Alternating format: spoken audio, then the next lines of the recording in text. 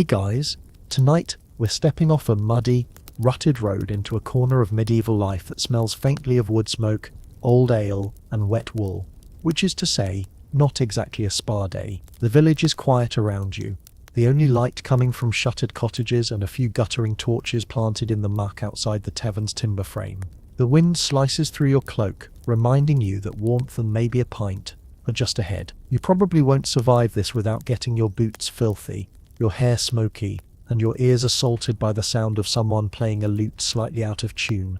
So, before we go any further, if this quiet space makes you feel even a little less alone, you can like the video and subscribe, but only if it feels right to your heart.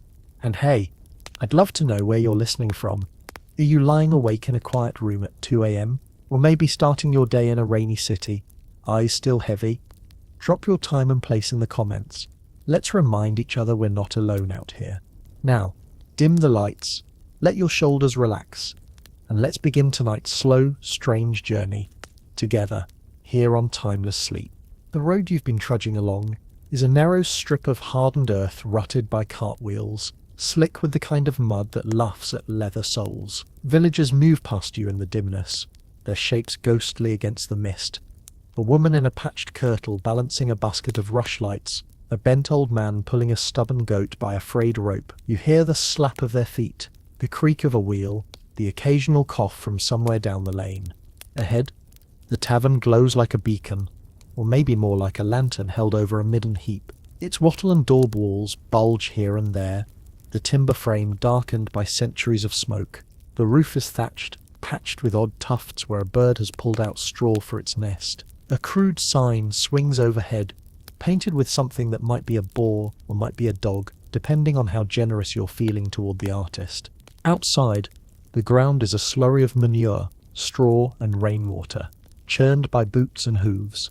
Two carts lean against the side wall, one with its wheel propped up on a stone, waiting for repair. A thin cat slinks between the spokes, glancing at you with eyes that promise absolutely no loyalty in exchange for scraps. The air carries the mingled scents of wet earth, damp wool, and the sharp sweet tang of brewing. Somewhere close, a chimney exhales wood smoke into the fog, and the smell finds your lungs, warm and scratchy. Over it all drifts a thread of sound. Muffled music, low voices, a burst of laughter that's quickly swallowed back inside. A cluster of men stands just outside the door, cloaks pulled tight, talking in low tones that you can't quite catch. One of them spits into the mud. Another adjusts the knife on his belt. They eye you in that way people do when deciding whether you're a friend, a curiosity or an easy mark. You keep your head level, your expression unreadable, the way a traveller must when passing through unfamiliar territory. Beside the door, a wooden trough collects rainwater dripping from the eaves. A boy, no more than 12, stands ankle-deep in muck with a bundle of firewood under one arm. His cheeks are pink from the cold, his eyes flicking from you to the door as if measuring whether you'll hold it open for him. When you shift your weight, he bolts past, disappearing inside in a blur of wool and elbows. You notice details that, in another century, might be charming. The iron hinges on the tavern door, hammered by a blacksmith, whose shop you passed earlier, the bundle of herbs tied above the lintel, meant to ward off bad luck or bad smells, depending on the season. Tonight, it looks like dried rosemary, a hopeful gesture in a place where hope often has to compete with reality. Somewhere in the shadows, a donkey brays, followed by the muffled thud of a stable hand's voice telling it to shut up. The sound seems to underline your arrival here. You've reached the edge of the village's public heart. Your boots squelch as you approach the threshold, and you can feel the change in air even before you touch the door. Warm currents curling out from the cracks around it, smelling of roasted onions, yeast and something faintly metallic. The door itself is thick oak, heavy enough to withstand winter storms and rowdy drunks. Its surface is gouged with knife marks, and the occasional carved initial, a silent archive of all the hands that have pushed their way through. But you're not inside yet.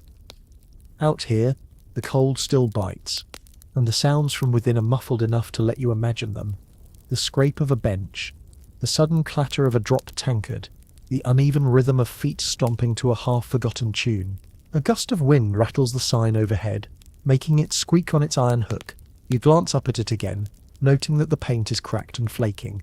But the name, whatever it is, still draws people in. Medieval Ivans often took their names from animals, saints, or absurd combinations of the two. The swan and the boar, the George and dragon, the three goats' heads. Sometimes the name was practical, an easy landmark for travellers who couldn't read. You wonder whether this one has a story behind it. Maybe something involving a hunting trip gone wrong or a local lord with more pride than sense. Another man emerges from the door, pulling his cloak tight against the wind.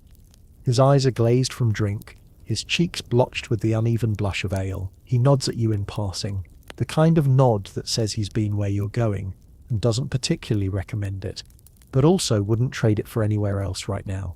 You linger a moment longer in the half-light, taking in the last of the outside world before stepping through. In the Middle Ages, taverns were more than just drinking spots. They were crossroads, unofficial bulletin boards, gambling houses, courtrooms, and sometimes confessionals, though the confessions were less about sins and more about who owed whom money. In villages like this, the tavern was where news arrived, where deals were struck, and where you could end the night with either a new friend or a split lip. Somewhere overhead, a drop of rain slides off the thatch and lands on your collar. You brush it away, shift your footing, and rest your hand briefly on the iron latch. It's cold to the touch, slick with condensation. The wood beneath your palm feels worn smooth by hundreds of hands, as if every traveller before you had paused here too, breathing in, steadying themselves before stepping into whatever waited on the other side. The sound from inside swells for a moment, a cheer, the pounding of a hand on a table, then fades again as the door closes behind someone else. You think about how many footsteps have made this same approach, in weather better and worse, for reasons noble and questionable. Some came for warmth, others for company, still others for the comfort of anonymity in a crowded room. It occurs to you that there's a thin line between guest and target in a place like this. Your purse isn't heavy, but it's heavy enough to interest the wrong eyes. Your cloak is decent, but not fine. Your boots sturdy, but not flashy. The kind of kit that says you have enough to spend, but not enough to be worth a knife in the ribs. You hope, from somewhere far off, a church bell tolls, a single note, deep and resonant. It's not a call to prayer. More likely, it's marking the hour for the benefit of those who have no candle to watch burn. Time passes differently out here. Night falls harder, stays longer, and draws people together in pockets of lamplight, like moths around a flame. You shift your weight again, feeling the ache in your calves from the day's walk. The road behind you stretches into darkness, and beyond that, miles of open countryside. Whatever lies inside the tavern is, for tonight at least, your shelter. One last gust of wind rattles the thatch and carries with it a scent that seals your decision: roasting meat. It's not fresh. The faint sourness tells you it's been basted with vinegar or ale to cover the age. But after a day of bread crusts and cold water, it smells like a feast. You take the latch in hand, push down, and feel the weight of the door yield just enough for a thin blade of light to spill out onto your boots. The warmth follows instantly, wrapping around you like a rough wool blanket. The muffled noise becomes a living thing, pressing at your ears. Laughter, song, the scrape of wood on wood. For a heartbeat, you stand in the doorway, halfway between the cold, damp street and the heat, chaos, and potential trouble of the tavern. And then you step forward. The door swings shut behind you with a thud that seems to cut you off from the night entirely. You're inside now, and the change is immediate. The air is thick, close, and alive with movement. It smells of smoke, yeast, sweat, and roasted meat, all layered so densely that you can almost taste the room before you've taken a step. Your eyes adjust to the flickering light of tallow candles stuck into iron sconces, their wicks guttering whenever the door opens to the wind. The floor beneath your boots is uneven, the planks worn smooth in places and warped in others, so every shift of your weight creaks like a whispered warning. Straw is scattered here and there, soaking up spills, disguising stains you probably don't want to think about too long. To your left, a great open hearth roars with fire, its flames licking at a blackened pot that hangs suspended from a hooked iron arm. The heat from it pours into the room, clashing with the damp chill clinging to your cloak. And then there's the sound. You'd guessed at it from outside. But in here it's an entirely different creature, a jumble of noises crashing over one another without pause. A lute is plucked somewhere near the far wall, its melody almost drowned by the stomp of boots against the floor in a rough attempt at dancing. Someone laughs too loudly at a joke you didn't hear. Someone else coughs deep and phlegmy into their sleeve. A voice shouts for more ale, followed immediately by the slam of a tankard on wood. To your right, the tavern's main bar runs the length of the wall. Not a sleek counter, but a thick, scarred plank, balanced on heavy trestles. Behind it, a row of casks stands in the shadows, each with a wooden tap jutting forward. A narrow shelf above holds jugs and mugs, all mismatched, some chipped or repaired with crude metal staples. A dim, smoky lantern hangs overhead, throwing more shadows than light. The source of much of this commotion becomes clear as you take in the tables scattered across the floor. None of them match. Some are heavy and square, others round and barely big enough for 2 elbows. Benches and stools are equally mismatched, many clearly salvaged from other uses. Patrons lean, sprawl, or teeter on them, shouting across to friends or gesturing with pieces of bread mid-story. Your ears pick up snatches of different dialects and nasal accent from the next county over, a slurred town drawl, the clipped words of someone who's travelled far enough to be used to watching their tongue. Medieval taverns were melting pots in their own way, pulling in locals, travellers, and opportunists in equal measure. This one is no exception. Just ahead, a group of men hunch over a game board, scratched into the table's surface, moving crude tokens made from bone. The rules are unclear, but the tension in their hunched shoulders says money's on the line. Every so often, one of them slaps a piece down hard, sending a tremor through the cups of the men seated beside them. The ceiling is low, with blackened beams running the length of the room, each sagging slightly under its own weight.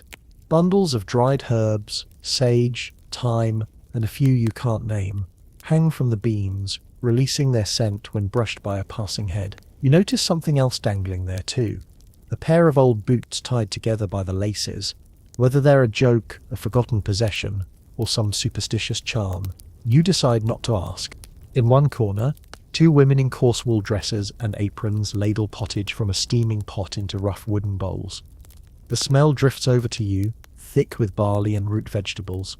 Maybe a scrap of meat if you're lucky. Customers shuffle forward to collect their portion, exchanging coins or a quick word with the women before stepping back into the crowd.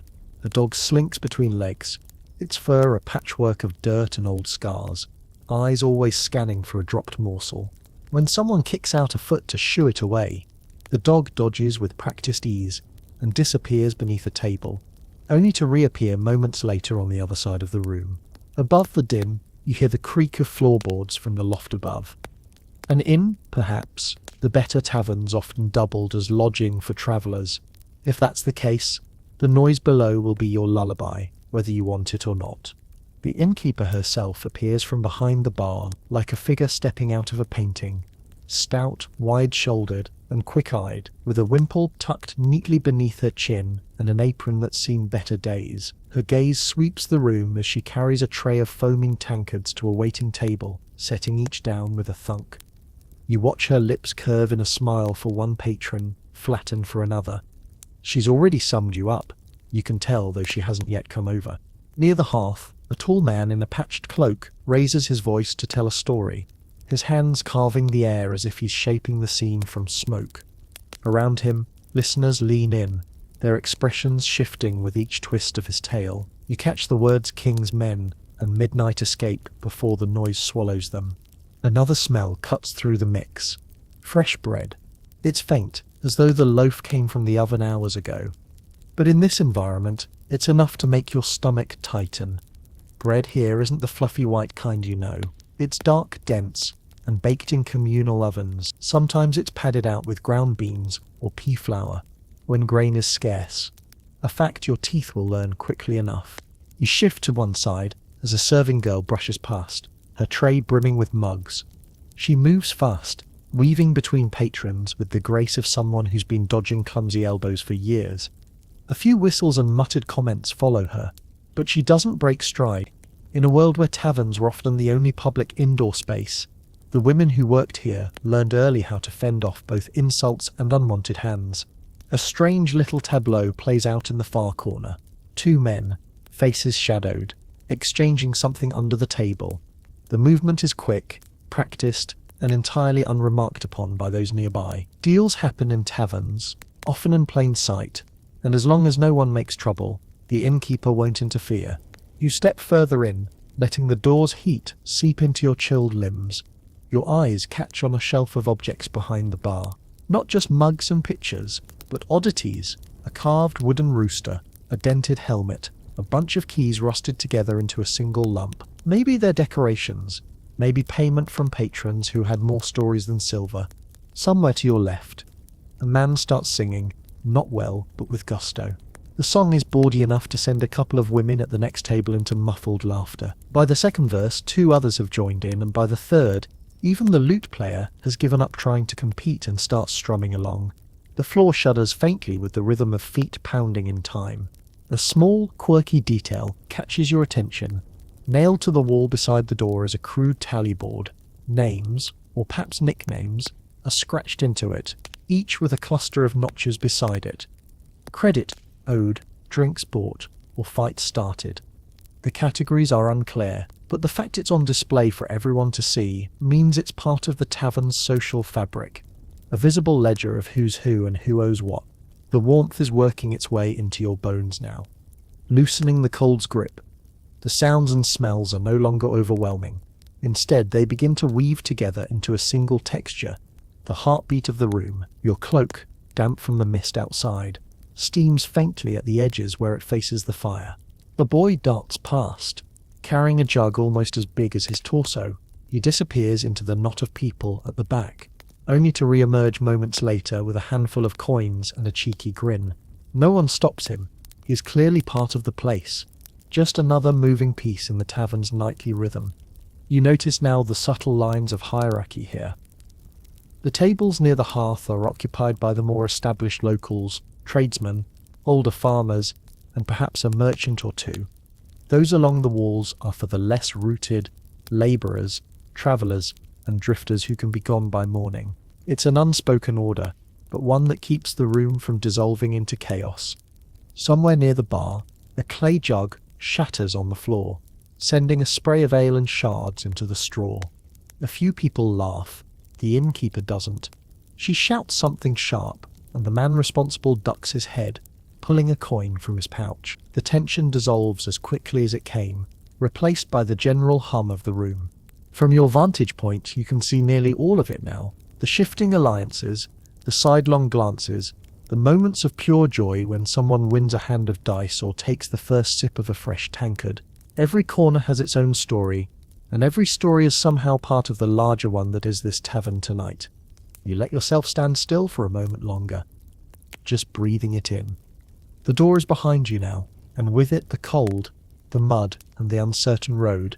Ahead is heat, noise, and the kind of barely contained chaos that, for all its risks, feels oddly safe, at least for now. You've barely had time to take in the glow of the fire and the haze of candlelight before the noise starts to peel itself into layers, each one demanding your attention. It's not just loud, it's an unending tapestry of overlapping sounds, the kind that makes your ears work harder than your eyes. The laughter you noticed earlier breaks apart into types. A booming guffaw from a barrel-chested man near the bar, the wheezy chuckle of a wiry fellow hunched over dice, the high nervous giggle of someone new to this scene. Every table adds its own little chorus, and together they create something like the auditory equivalent of a medieval patchwork quilt, rough, uneven but oddly warm. Then there's the music. Somewhere to your left, a lone lute competes with the room's chaos, its strings plucked in a rhythm that's meant to be merry but can't quite keep pace with the crowd's energy. A woman with a sharp nasal singing voice tries to join in, leaning back in a chair as if that will project better over the racket. It almost works. For a few bars, the tavern seems to collectively sway toward the tune, until someone at another table starts pounding on the wood in time too fast, throwing the whole thing into an awkward sprint. No one minds. The clatter of tankards is constant, and each impact tells its own micro-story, a soft set-down followed by murmured conversation. That's someone carefully savouring their drink. A hard slam, foam spilling over the rim. That's a man making sure his neighbor knows he's finished, and expecting another. Somewhere behind you, a cup tips and rolls, bouncing off the floor with a hollow thunk before being kicked away by a passing boot. You catch the sharper notes too. The scrape of a stool dragged across warped planks, the metallic clink of coins spilled on a table, the sudden bark of a dog startled by someone's foot. Above it all, from time to time, comes the thud of a fist on wood. Part emphasis, part challenge, part listen to me, I'm not done talking. As you move deeper into the room, voices start to resolve into actual words. At one table, a group of farmers argue in low tones about a boundary fence. A problem made trickier, it seems, by an unusually ambitious goat. The next table over is far less restrained. Two men are loudly recounting the details of a boar hunt, each trying to outdo the other in bravery, size of the beast, and number of near-fatal moments. You're fairly certain, given the glances and smirks from their companions, that at least half of the story is pure invention. A cheer erupts from near the hearth. You turn your head in time to see a man, red-faced and beaming, holding a fistful of coins aloft. Judging by the groans from his opponents, he's just won a round of some gambling game. Dice? Probably. The medieval tavern world practically ran on dice. From simple highest roll wins to elaborate betting games with rules so local they'd confuse anyone from a neighbouring village. The sound of dice tumbling across wood, a rapid, rattling dance, drifts through the air every few seconds. Above the babble, the innkeeper's voice cuts through now and then, not shouting, exactly, but pitched with enough authority to command attention. She calls for the serving girl to fetch more ale, warns a customer to keep his feet off the bench, tells a boy to stop pestering the dog. Each instruction is met with either a hurried yes or the strategic ignoring of someone who knows she'll eventually be distracted by something else. One particularly loud crash draws everyone's attention for a moment. A bench tipping backward, sending its occupant sprawling. For half a heartbeat, the room tenses, waiting to see if the scene will tip into a fight. Instead, both men scramble up laughing, brushing straw from their tunics, and set the bench upright again, crisis averted. The smell of roasting meat drifts across the room just then, cutting through the sourness of spilled ale and the musk of unwashed wool. Somewhere behind a half wall near the bar, a spit turns slowly over the fire. From here, you can see the glistening shape of what might be a joint of mutton, its fat sizzling as it drips into the flames.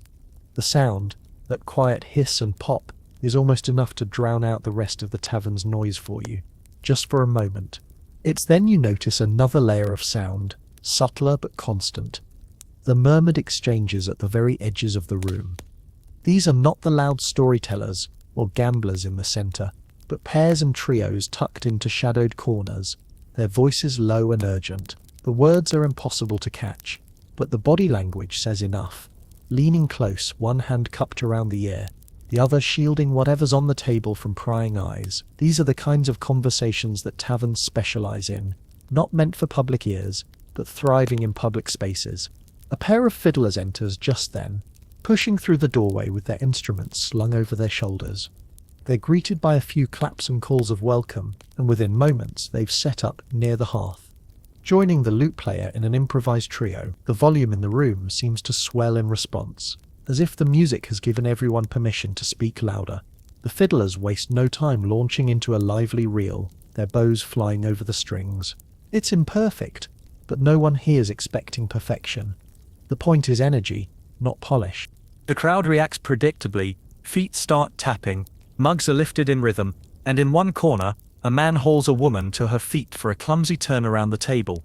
They move in wide, stumbling circles, bumping into chairs, and sending other patrons grabbing for their drinks. Still, there's no anger, just laughter and the occasional playful shove. A new voice rises above the music, someone attempting a toast. He's got the floor for all of 15 seconds before the tavern swallows his words in noise. But it doesn't seem to matter. His friends cheer anyway, and mugs are raised in unison. The liquid inside sloshes over the rims, leaving little dark patches on the table that will soon join the sticky history of countless spills before them. It occurs to you that this is part of the unspoken code of the place. Noise isn't just tolerated, it's the lifeblood of the tavern. Silence would feel unnatural here. even suspicious. In a world without radios, without background hum from machines, a tavern was one of the few places where you could be enveloped in sound, where you could let the crowd's voice carry you along without needing to contribute much yourself. You pass by a group huddled over a set of small wooden sticks, each carved with strange markings. They slam them down onto the table, arguing over the results. It's not a game you recognize, but the rhythm of the play is the same as every other here. A burst of motion, a quick debate, then either groans or cheers. The sound is punctuated by the rattle of a cup being refilled, the splash of ale into a waiting mug. Near the bar, two men are locked in what might be a friendly shouting match. They're close enough that you can feel the heat of their words even if you can't pass them. Every few seconds, one of them slaps the table for emphasis, sending a ripple through the mugs lined up there. A third man, seated between them, keeps raising his hands in an attempt to calm things down. But each time he speaks, the other two talk right over him. The dog reappears at your side, tail wagging, hopefully. It's picked up a crust of bread from somewhere, but drops it at your feet in what might be a peace offering. Before you can decide whether to take it or not, a shout from across the room sends the dog scurrying away again. The music shifts tempo suddenly, and the fiddlers pull the room into a slower tune. Conversations grow louder in the spaces between notes. Somewhere near the far wall, a man starts telling a joke, drawing it out with long pauses and exaggerated expressions. His audience leans in, their laughter already spilling out before he even delivers the punchline. A few tables away, someone slaps down a coin and calls for another round. The serving girl's voice rises above the din for just a moment. She's repeating his order back to him, probably to make sure he doesn't accuse her of shorting him later. The clink of coins against her palm is lost, almost instantly, in the crowd's hum. There's a rhythm to the chaos here, one that's almost musical. Burst of laughter, clatter of mugs, a phrase of song, scrape of chair, murmured aside, cheer, crash, repeat. It's not a loop, exactly, more like a river, never the same twice, but always flowing in the same direction. And through it all, you realize your own steps have slowed.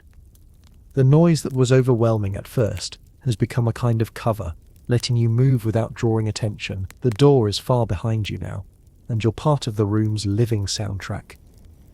Just another thread in its tangled weave of sound.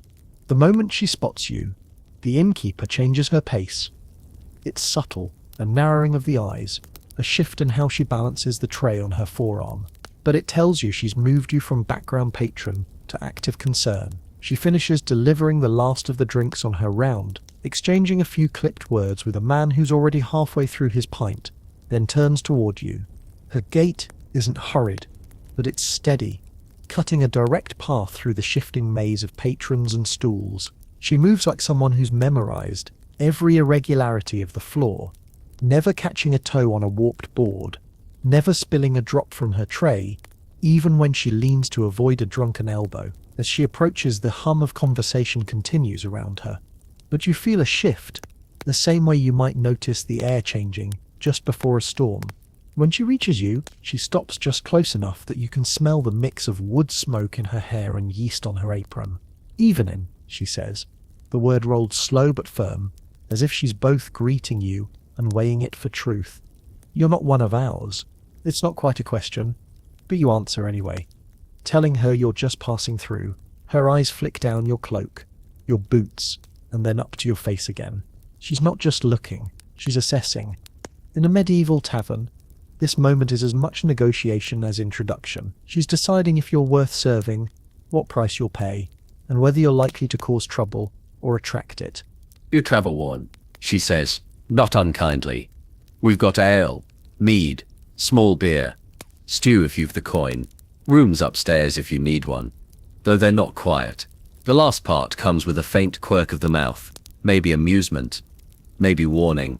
The historical fact here is that innkeepers in medieval towns often had as much authority as the reeve or bailiff when it came to controlling the night's events. This was her domain, and her reputation depended on keeping it both profitable and just unruly enough to keep customers coming back. The fringe tidbit? Many female innkeepers were widows who inherited the business, using it as one of the few socially accepted ways to maintain an independent income. She tilts her head toward the bar, Coin up front for drink. For food, you pay when it's set down. The implication is clear. She doesn't run tabs for strangers. You nod, and she gestures you to follow. The path she carves through the room is almost comical in its efficiency. A twist here to avoid a spilled mug, a sidestep there to skirt a dice game in progress. She doesn't bother with apologies when she brushes past someone. They move for her, the way people move for a loaded cart in the street. The unspoken hierarchy is clear. She's not just a server, she's the keeper of the peace, and anyone who values their place in the tavern respects that. At the bar, she leans slightly against the scarred plank and sets down her tray. Her hand disappears beneath the counter, emerging with a clay mug that she dunks into a cask without looking. The ale foams over the rim, and she sets it in front of you with a practiced thump. The mug is cool, the wood-fired clay rough beneath your fingers. You place a coin on the bar, more than she asked for, and watch her eyes flick to it. Then back to you. Good, she says simply, tucking it into a small leather pouch at her waist. There's no thanks, but the faint easing of her posture is thanks enough. While she's pouring for another customer, you take in the details of her station. Behind the bar, the shelves are crowded with more than just drinkware. You spot a row of earthenware jugs, a jar of something that might be pickled onions, and curiously, a small wooden box with a lock. Beside it is a cluster of wax tablets and a stylus, the medieval equivalent of an account book. She catches you looking and slides the tablets slightly out of view. When she's free again, she leans one elbow on the bar. Rooms are upstairs, if you've the mind for sleep. Shared space, unless you've more coin to spend, in which case you might get a mattress to yourself. She smirks. And a door that closes proper. You tell her you'll think on it, and she nods once, as if that's the expected answer from someone not yet committed to staying. She's about to turn away when a shout erupts from across the room. Her head snaps toward it instantly. Two men are standing, faces red, voices raised, the table between them littered with spilled drink and scattered dice. She sighs, mutters something about boys with no sense, and steps out from behind the bar. You watch her move through the crowd, her voice low but firm as she puts herself between the two men. One gestures wildly toward the dice, the other toward his opponent's purse. The details of the argument are lost in the noise, but the resolution is swift. She confiscates the dice, pockets them, and sends both men back to their benches with a look that would make a lesser person wilt. It's a reminder that her role here isn't just to pour drinks, it's to control the flow of the night. A fight in the wrong moment could drive away paying customers, attract unwanted attention from the law, or worse, damage her own standing in the village. In some towns, the innkeeper's testimony could be used in court, which made her both a witness and a deterrent. When she returns to the bar, she notices your empty mug and raises an eyebrow. Another, she asks, already reaching for it. You nod, and she refills it with the same easy motion as before. The serving boy darts up to the counter, breathless, to tell her they're out of bread at one table. Without missing a beat, she pulls a half loaf from under the counter, slices it with a broad-bladed knife, and hands it over. Mind you keep the knife here, she says, pointing to the counter. The boy nods furiously and vanishes back into the crowd. The next interruption comes from a man in a travel-stained cloak, who leans in to ask about a room. She names a price without hesitation, and when he hesitates in turn, she drops it by a single coin. Not generosity, but calculation. Better to fill the bed at a lower rate than let it sit empty. A group of locals takes advantage of her momentary distraction to wave for more ale. She gestures to the serving girl, who's already juggling 3 mugs, and somehow orchestrates the exchange without leaving her spot. The efficiency is mesmerizing. A dozen small crises handled without fuss, each one stitched neatly into the fabric of the evening. You catch the faintest trace of humor in her eyes when she finally turns back to you. You're still standing, she says. Either you're waiting for someone, or you're not used to this sort of place. You admit it's the latter, and she chuckles. Best advice? Mind your purse, keep your elbows in, and if someone asks you to play dice, say no, unless you like losing.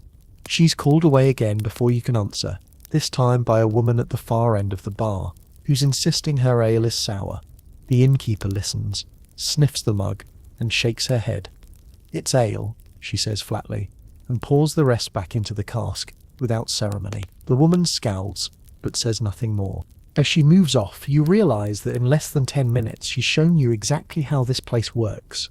She's the hub. Every complaint, order and problem comes through her, and nothing leaves without her approval. You suspect she knows not just who's in the room, but where their loyalties lie, who they owe money to, and whether they're worth trusting. It's easy to imagine how she's lasted here, and how she'll still be here long after you've moved on down the road. In a place where the clientele changes nightly, she's the constant, the one element that gives the tavern its identity. Without her, the room would dissolve into noise without purpose. And yet, you also notice the wear in her shoulders, the slight stiffness in her hands when she sets down a heavy tray. Running a medieval tavern isn't just about charm or toughness, it's a grind, day after day, in a world where the next meal's profits can be eaten up by a single broken cask or rowdy brawl. When she catches your eye again, you raise your mug in a small gesture of thanks. Not just for the ale, but for the unspoken welcome. She nods once, then turns away to put out the next fire in her never-ending shift. You lean back slightly from the bar, letting the weight of the ale settle in your hand, and give yourself a moment to study the rest of the room. Not just the noise or the smells this time, but the people themselves. The crowd is a patchwork of the village's life, faces weathered by wind and sun, clothes patched and repatched until the original cloth is hard to find, and the occasional figure whose bearing marks them as not entirely local. Nearest the hearth, a group of older men sits in a loose half-circle, their boots stretched toward the fire, tankards resting easily in their hands. Their conversation has the steady rhythm of men who've known one another for decades. A low exchange punctuated by bursts of laughter, the kind that draws no attention because it belongs to them alone. These are likely the local tradesman, the miller, the blacksmith, perhaps the reeve if he's feeling sociable. The warmth of their place by the fire isn't just physical, it's social, a privilege earned over years of familiarity. Closer to the bar, a pair of women in sturdy wool dresses share a bench, leaning in toward each other with conspiratorial smiles. One has a length of embroidery in her lap, the needle glinting in the candlelight. The other gestures animatedly with her mug as she talks. Their feet tap lightly on the floor in time with the music, and every so often they glance toward the door, as if waiting for someone to appear. In a tavern, waiting could mean anything: a husband, a brother, a travelling companion, or perhaps someone who shouldn't be noticed at all.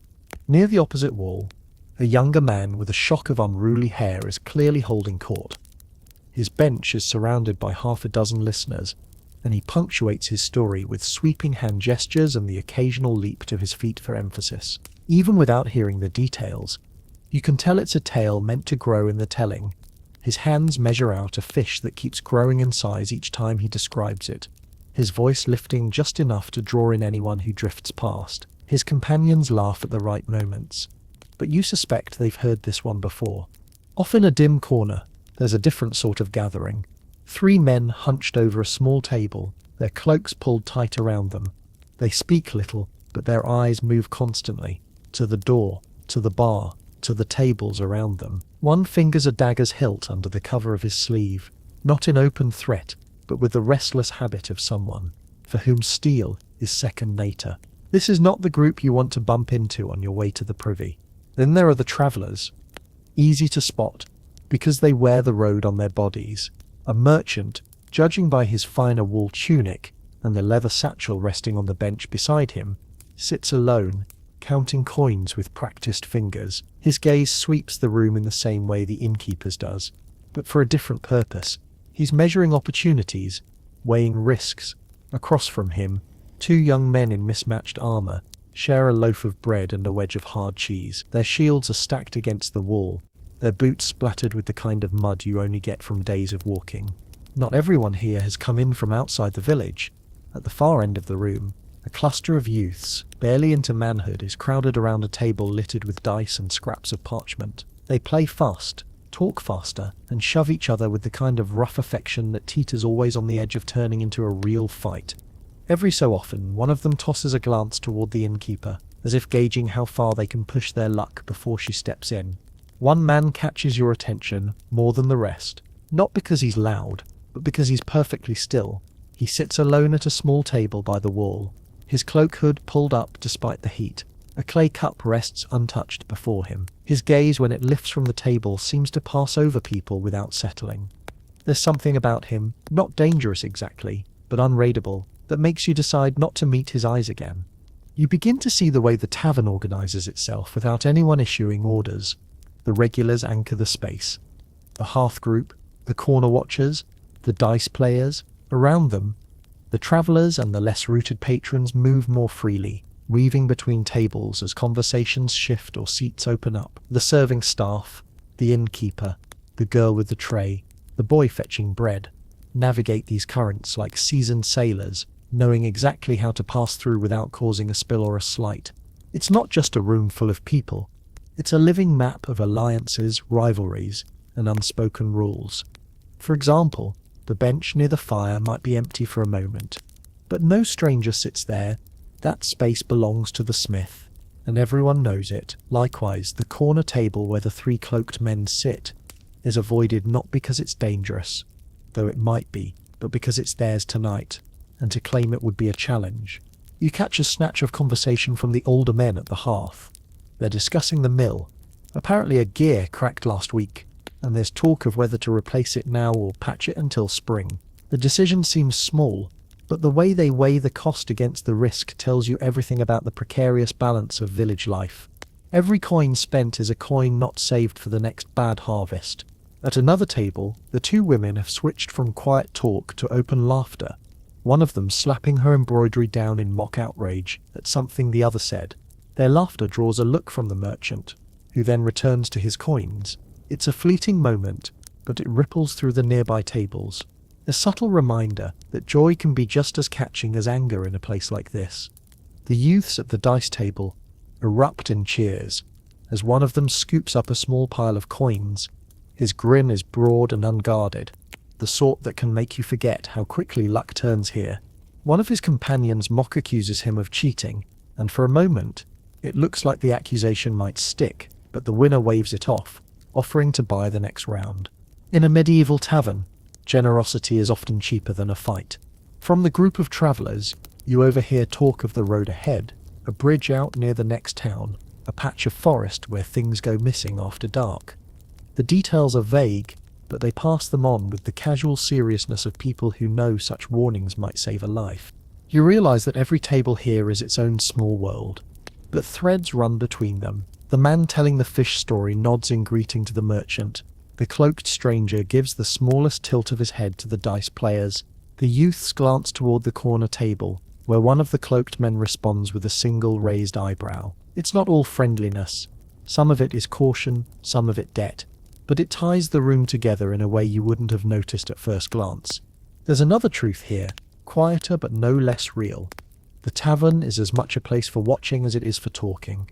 People observe one another constantly, reading the mood, gauging intentions. In a world without street lamps or public squares lit at night, the tavern is where you measure the pulse of the community, or for a traveller like you, the danger of staying too long.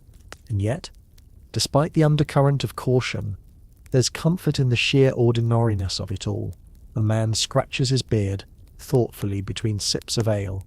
A woman adjusts the lacing on her sleeve, while she listens to her companion. Someone in the corner yawns, stretching his arms wide enough to nearly knock a mug from the table. Life here is made up of small, repetitive gestures, stitched together into an evening that feels like it could have been any night in the last 100 years. You take another sip of your ale, feeling its faint bitterness settle at the back of your tongue. The warmth in your chest has less to do with the fire now, and more to do with the slow rhythm of the place. You've stopped standing at the edge, and without realizing it, you've started to feel like part of the map, even if only for tonight. The longer you stand there, the more you realize that finding a place to sit in this tavern is less about luck and more about strategy. The benches and stools scattered around the room aren't just furniture, they're contested territory. Every scrap of wood that can support a human frame is claimed, defended, and occasionally surrendered with all the drama of a military outpost. You spot a narrow bench along one wall, currently occupied by 3 men and a heap of cloaks. There's room for one more if everyone shuffles, but you can already tell from the way their shoulders hunch inward that they'll pretend not to notice you. Near the hearth, the long bench is full, and then full, with two people perched on the very edge, knees angled outward, to avoid falling off. That seat is for regulars only, and you'd risk more than an awkward look if you tried to wedge yourself in there uninvited. The tables themselves tell their own stories. The rough plank one by the door leans ever so slightly to the left, sending any drink poured too near the edge into a slow slide toward disaster. Another table in the center of the room is scarred with grooves and burn marks, the kind of marks left by generations of knives, hot pans, and impatient gamblers digging a coin into the surface while waiting for the next round. A narrow space near the corner catches your eye, a table for two, with one stool currently empty. The man seated there is hunched over a bowl of pottage, spooning it into his mouth with the grim focus of someone intent on not sharing. He glances up when he feels your approach, eyes narrowing just enough to warn you off. You pivot away before you even reach the stool. In here, a direct no isn't needed. Body language will say it louder. Finally, you find your chance. At a long, uneven bench near the center of the room, two younger men in work shirts and hose are standing to leave, gathering their tools from under the table. Small hammers, an awl, a bundle of leather straps. You slide into the vacant space before anyone else spots it, offering a nod to the woman at the other end of the bench. She eyes you for a moment, then returns to her conversation with the man beside her. Your spot isn't perfect. You're squeezed between the table's edge and the press of bodies, and every time someone behind you moves, their cloak brushes your shoulders. But you have a surface for your mug now, and that alone feels like progress. On the table in front of you is the detritus of several rounds of food and drink, a trencher's worth of stale bread, a few bones picked clean, a scattering of salt crystals. Someone's left behind the rind of a hard cheese, its edges gnawed down to the waxy skin. The table's surface is sticky in spots, smooth in others where years of elbows have polished the grain. The woman to your right is telling her companion about a neighboring village's fair, a rare enough event that the whole room seems to lean toward the sound of her voice. She describes stalls with cloth from far-off towns, a man who juggled knives while balancing on a barrel, and a pie-eating contest that ended with someone fainting in the sun. Her companion interrupts every few moments with a laugh or a skeptical grunt, but he's clearly enjoying the tale. Across from you, two men are engaged in an arm wrestling match, their hands locked, elbows braced against the table. Around them, a small group cheers, offering shouted encouragements or jeering predictions of failure. The match ends abruptly when one man slams the other's hand down, the impact rattling your mug. The loser shakes out his wrist with a rueful grin and demands a rematch when the drink's settled a bit. You notice the invisible etiquette of the shared bench. No one claims more space than they need, but no one apologizes for the occasional bump or nudge, either. If someone reaches across you for a piece of bread or to refill a mug, you simply lean back for a moment and then resume your place. The close quarters mean conversations bleed into one another. You're now half listening to the woman's fair story and half catching the complaints of a man behind you about the price of grain. In a medieval tavern, securing a seat wasn't just about comfort, it was about access. Being at a table meant easier refills from the serving staff, a better view of the games and entertainment, and a certain legitimacy in the eyes of other patrons. Standing too long marked you as an outsider, a loiterer, or someone too poor to buy more than a single drink. From your new vantage point, you can see the innkeeper again, moving between bar and hearth with the efficiency of someone who's walked this same path thousands of times. She pauses to lean in and exchange a few words with the dice players, then stops at a table where two older women are deep in conversation. Whatever she says makes them laugh, one of them slapping the table for emphasis. A serving girl threads her way through the room toward your bench, balancing 3 steaming bowls of pottage on a tray. When she reaches your end of the table, she sets one down in front of the woman to your right, another across from you, and the third somewhere behind you. The pottage smells of leeks and onions, with the faint metallic tang of barley cooked long in the pot. Steam curls upward, carrying the scent into the already crowded air. You catch yourself wondering about the unseen rules for how seats change hands here. Sometimes it's a matter of finishing your drink and leaving. Sometimes it's about who you know. In some places, a regular might hold a seat for a friend with nothing more than a cloak thrown over it. You've seen that trick already tonight. A heap of rough wool on a stool near the bar. untouched for nearly an hour, but no one dares move it. One of the younger men down the bench catches your eye and grins. "First time here?" he asks. You nod, and he leans in slightly. "You did well to get a seat. Some nights you've got to stand till your knees go soft." He jerks his chin toward the corner where the cloaked men sit. "Those lads, they've had that spot since dusk. No one will get it till they leave, and they'll leave when they're good and ready." You ask him if fights ever break out over seats. He laughs, a short, sharp sound. "Over seats? No. Over dice, over cards, over a woman's glance. Aye, but a bench. There's always somewhere else to plant yourself, even if it's the floor." The conversation drifts to other things. The weather, the state of the road, the rumour that a tax collector's due in the village next week. Around you, mugs are refilled, bowls scraped clean, stories told and retold. At some point, the arm wrestlers across from you trade places with two others, and the cycle begins again.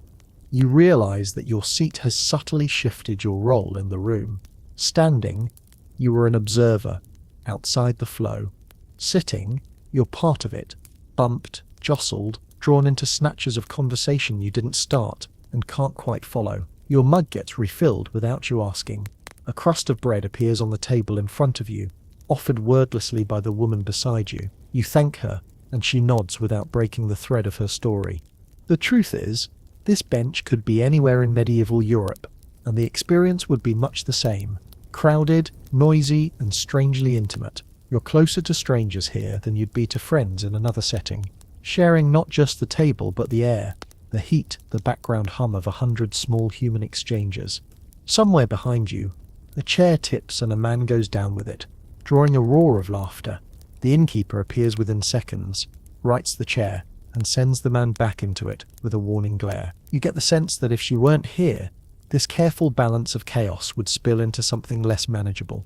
For now, though, the bench holds steady under you, the table holds your drink, and the night holds its shape. You've claimed your place in the tavern, at least until someone else wants it more. Your elbows rest lightly on the table as you glance toward the bar, considering your first drink of the night. In a medieval tavern, ordering is far less straightforward than you're used to. There's no printed menu, no neat list chalked on the wall, just whatever the tavern happens to have, served in vessels that range from sturdy clay to dented pewter. And even then, the drink in your cup might not match the words you used to ask for it. You catch the innkeeper's eye, but she's deep in conversation with a merchant about the quality of the last cask. Instead, the serving girl approaches, her tray balanced expertly on one hand. She doesn't ask what you want. She lists what's available in a tone that brooks no argument. LA, strong ale, mead, cider, small beer. She adds wine as an afterthought, but you can hear the faint curl of skepticism in her voice. In this village, wine's for the priest, or the rare wealthy traveller, and even then, it's often thin stuff imported in barrels that have seen too many seasons. You decide on ale, a safe enough choice for a first round. She nods, turns away, and disappears into the crush of bodies. Ale in this time is nothing like the hoppy pints of the modern age.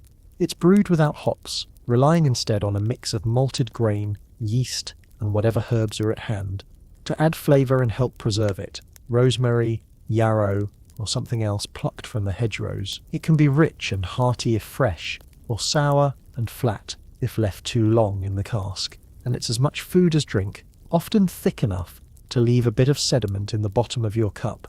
When the serving girl returns, she sets a heavy clay mug in front of you, foam curling just over the rim. The mug is warm in places from her hand, and a faint tang of yeast drifts up to your nose. You take a cautious sip. The ale is darker than you expected, earthy with a slight sweetness at the edge. Beneath it lingers a faint metallic note, probably from the water used in brewing, but it's not unpleasant. You're about to take another drink when a man across the table leans in, grinning. "Best drink it quick if it tastes right," he says.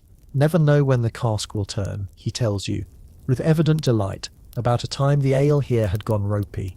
A word you learn refers to the way spoiled ale can turn viscous, stringing from the mug like bad soup. The fringe tidbit, though, is his claim that some patrons drank it anyway, believing the thicker texture meant it was more nourishing. You can't tell if he's joking.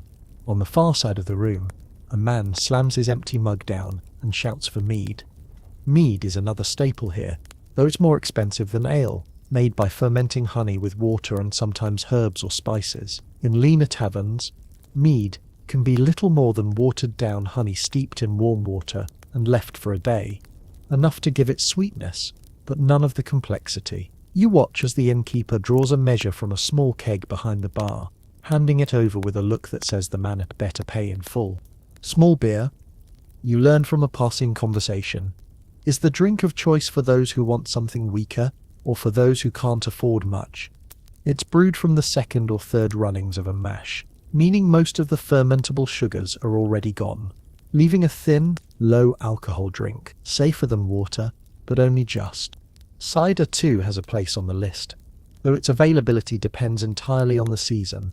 If the apples were plentiful last autumn and stored well, there might be a few barrels left. If not, it vanishes until the next harvest. One man near the hearth is sipping cider now, and you catch the faint, sharp scent of it each time he lifts his mug. You nurse your ale, feeling the warmth spread through your chest and into your limbs. It's not just the alcohol, the drink is calorie-rich, a small meal in itself. In an age when food isn't guaranteed, a mug of ale can take the edge off hunger as much as thirst. The table to your left is engaged in a debate over which tavern in the surrounding villages serves the best drink. The criteria shift wildly depending on the speaker. One insists it's about strength, another about freshness, a third about the skill of the brewer. At one point, someone claims the ale at a nearby inn was once so strong it put a man to sleep for a day and a half. Whether that was from alcohol or something else in the brew goes unexamined. A sudden cheer draws your attention to the dice table. The winner, a wiry man with a crooked grin, is treating his victory with a round for the table, shouting for more ale. The serving girl raises her eyebrows but starts filling mugs all the same. In a place like this, a public order like that isn't just generosity, it's a way of securing status for the evening. Everyone will remember who bought the round, and perhaps return the favour later, or at least speak well of him. Your ale is nearly gone now, and you swirl the last mouthful in the mug before finishing it. The sediment collects at the bottom, a reminder of its rough, unfiltered nature. It's satisfying in a way. Proof that what you're drinking was made from actual grain by actual hands, not conjured from some distant industrial vat. The man beside you, already well into his cups, offers you a taste of his mead. It's darker than you expect, with a rich floral sweetness that coats your tongue. Beneath it, there's a faint bitterness, perhaps from herbs added during brewing. You thank him, and he raises his mug in return. This sharing of drinks is part of the tavern's social glue. A sip here, a taste there, it's a way of opening conversation, of testing trust.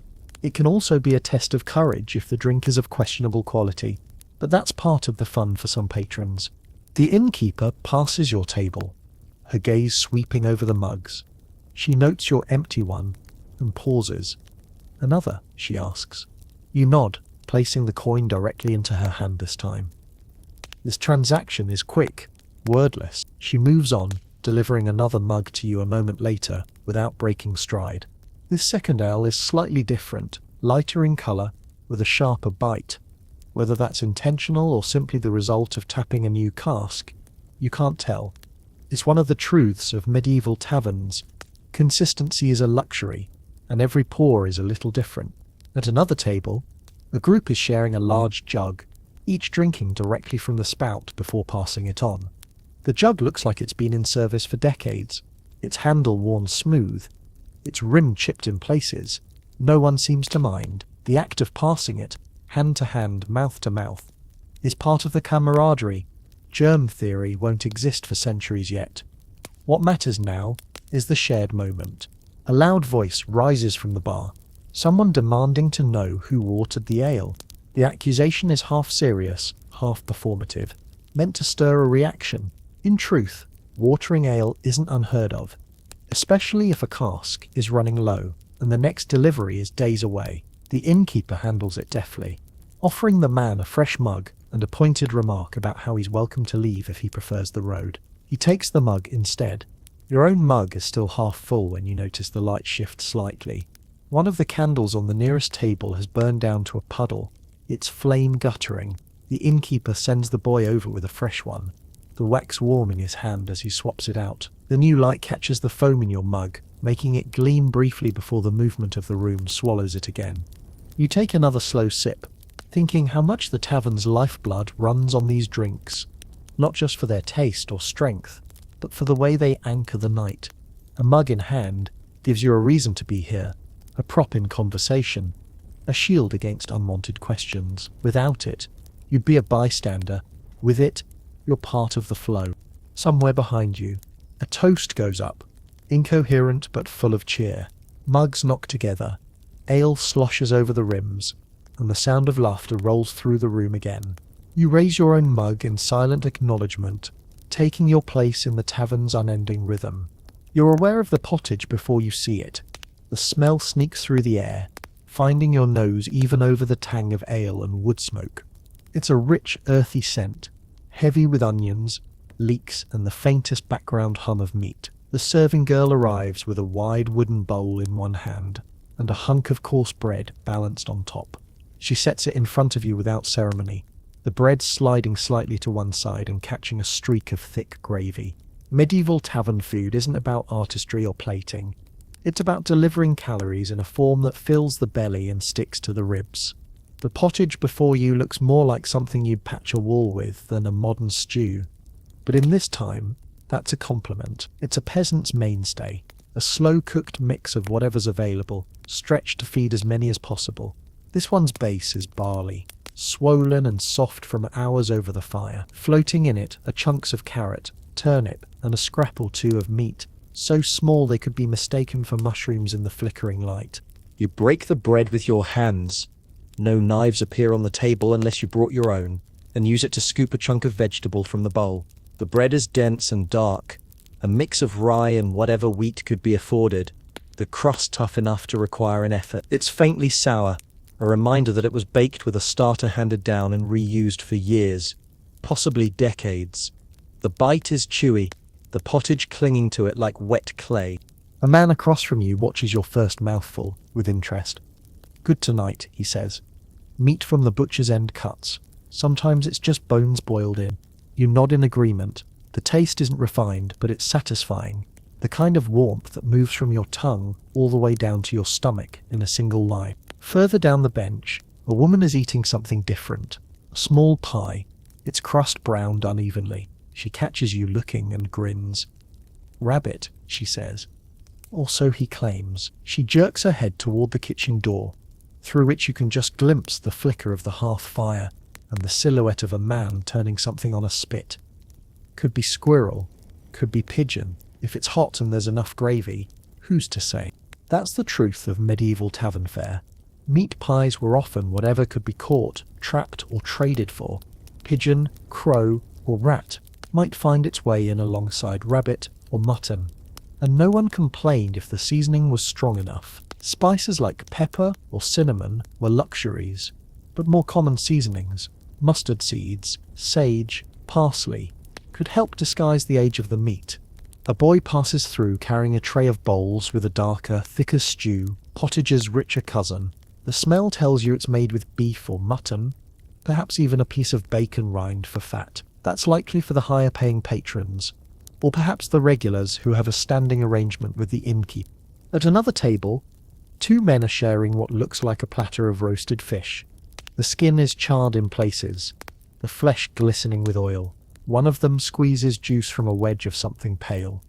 Not quite a lemon, more likely a piece of preserved quince, over his portion. The smell carries briefly, a tangy contrast to the heavier scents around you.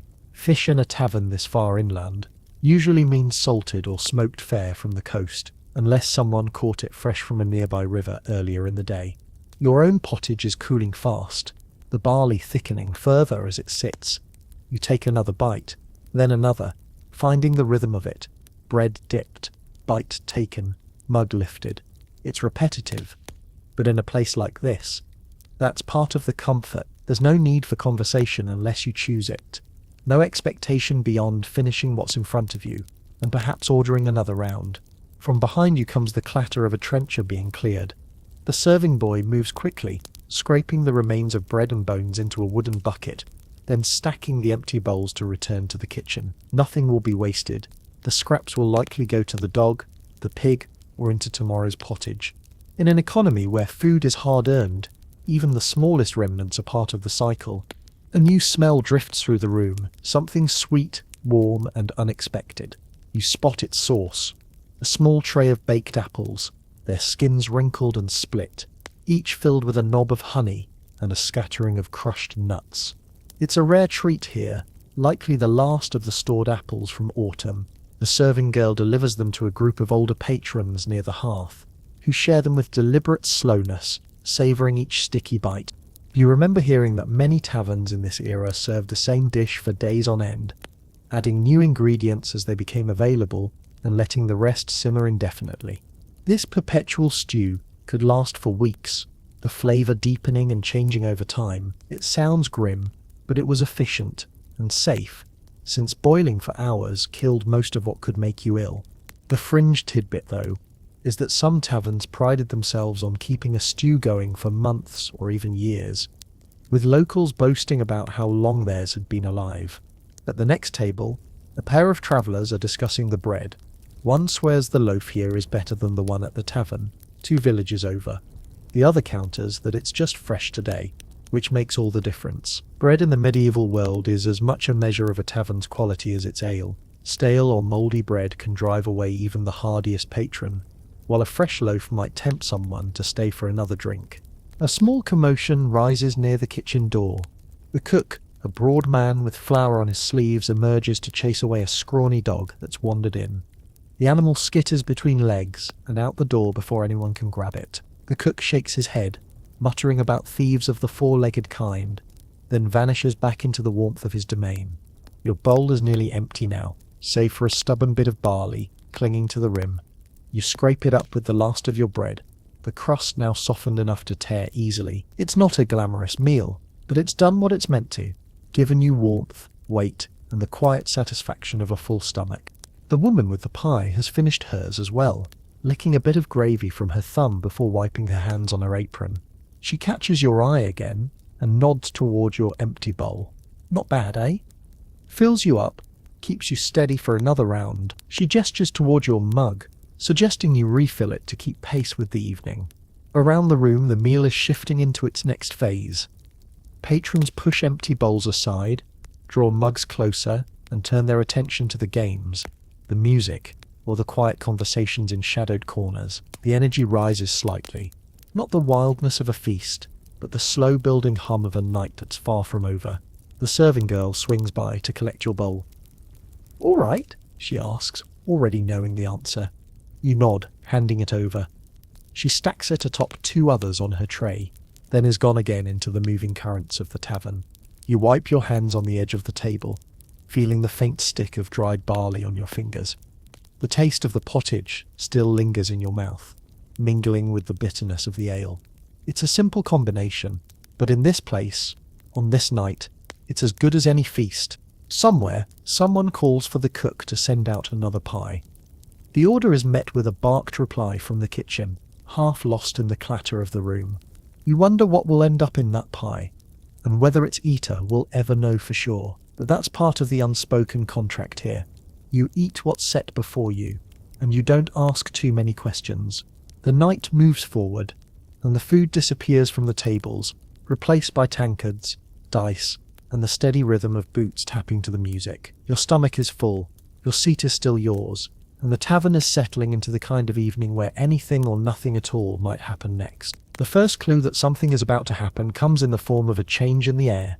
The kind of subtle shift you notice only after you've been sitting still for a while. Conversations grow a shade louder. Mugs are moved to the edges of tables to make space, and heads start turning toward the center of the room. The fiddlers, who had been resting their arms and tuning their strings, exchange a quick glance. One plucks a brisk note, the other answers with a flourish, and just like that, the room seems to draw in a collective breath. Entertainment in a medieval tavern isn't scheduled. It arrives when someone decides the time is right, or when a coin changes hands to make it so.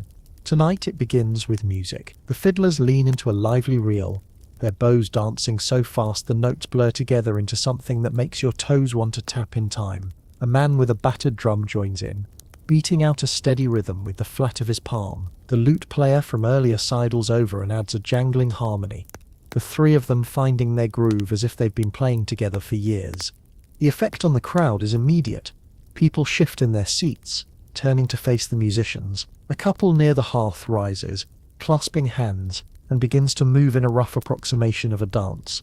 Not the elegant court steps of a noble hall, but something looser, with stamping feet and swinging arms. They're laughing as they go, tripping over each other but never breaking stride. A cheer goes up when another pair joins in, then another. The center of the room clears enough to allow a small circle of dancers, each pair taking turns to spin, dip, or kick in time to the beat. Boots thud against the floor, making the mugs on the tables shiver. To one side, a man with an unkempt beard begins to sing, not in competition with the music, but as if carried along by it. His voice is rough but strong, weaving a story about a miller's daughter and a peddler with more charm than coin. The verses are full of double meanings, enough to draw knowing laughter from the locals. Each time he reaches the refrain, the crowd joins in, their voices turning the tavern into a single, raucous choir. Then come the tricks. A younger man pushes through the crowd with 3 wooden balls in his hands. He tosses them into the air, catching each one neatly before adding another, then another. Soon he's juggling 5, his eyes locked on the arc above him. The fiddlers pick up their tempo, matching his pace, and the crowd claps in time. When he drops one, he swoops to retrieve it without missing a beat, flashing a grin that earns him another cheer. Beside you, an older patron leans in to comment. That lad's been doing this since he could walk. His father juggled knives in this very room. Nearly took off a man's ear once. He says it with the fondness of someone recalling a local legend, the kind that grows taller with each retelling. The music shifts again, slowing to a rhythm you can feel in your chest. This is the cue for the storytellers. An elderly man with a thick cloak draped over his shoulders rises from his seat, leaning on a carved walking stick. The musicians fall silent, and a hush, a rare fragile thing in a tavern, spreads across the room. He begins without preamble, his voice carrying over the fire's crackle. It's a tale of a knight who rode into the hills and never returned, of a ghostly procession seen on winter nights, of a bell that tolls without human hand. The details are half fantastical, half possible, and the spell is such that even the dice players pause mid-throw to listen. You notice the way people lean forward, eyes fixed on him, as if the story itself could hold back the darkness outside. When he reaches the end, a lingering image of the knight's shadow crossing the moonlit fields, the silence holds for a heartbeat before the room erupts into applause. A few coins are tossed his way, which he gathers with a small nod before sinking back into his seat. The music picks up once more, but now there's a shift in energy, a readiness in the crowd. This is when the games start in earnest. At one table, the group pulls out a set of bone dice, their surfaces worn smooth from years of use. Coins are stacked in the center, and the clatter of the dice across the table soon becomes another part of the tavern's soundtrack. At another, 2 men arm wrestle, their forearms taut, faces red with effort. A ring of onlookers leans in, shouting encouragement or jeers. The match ends with a thump of victory, and the loser demands another round for fairness' sake.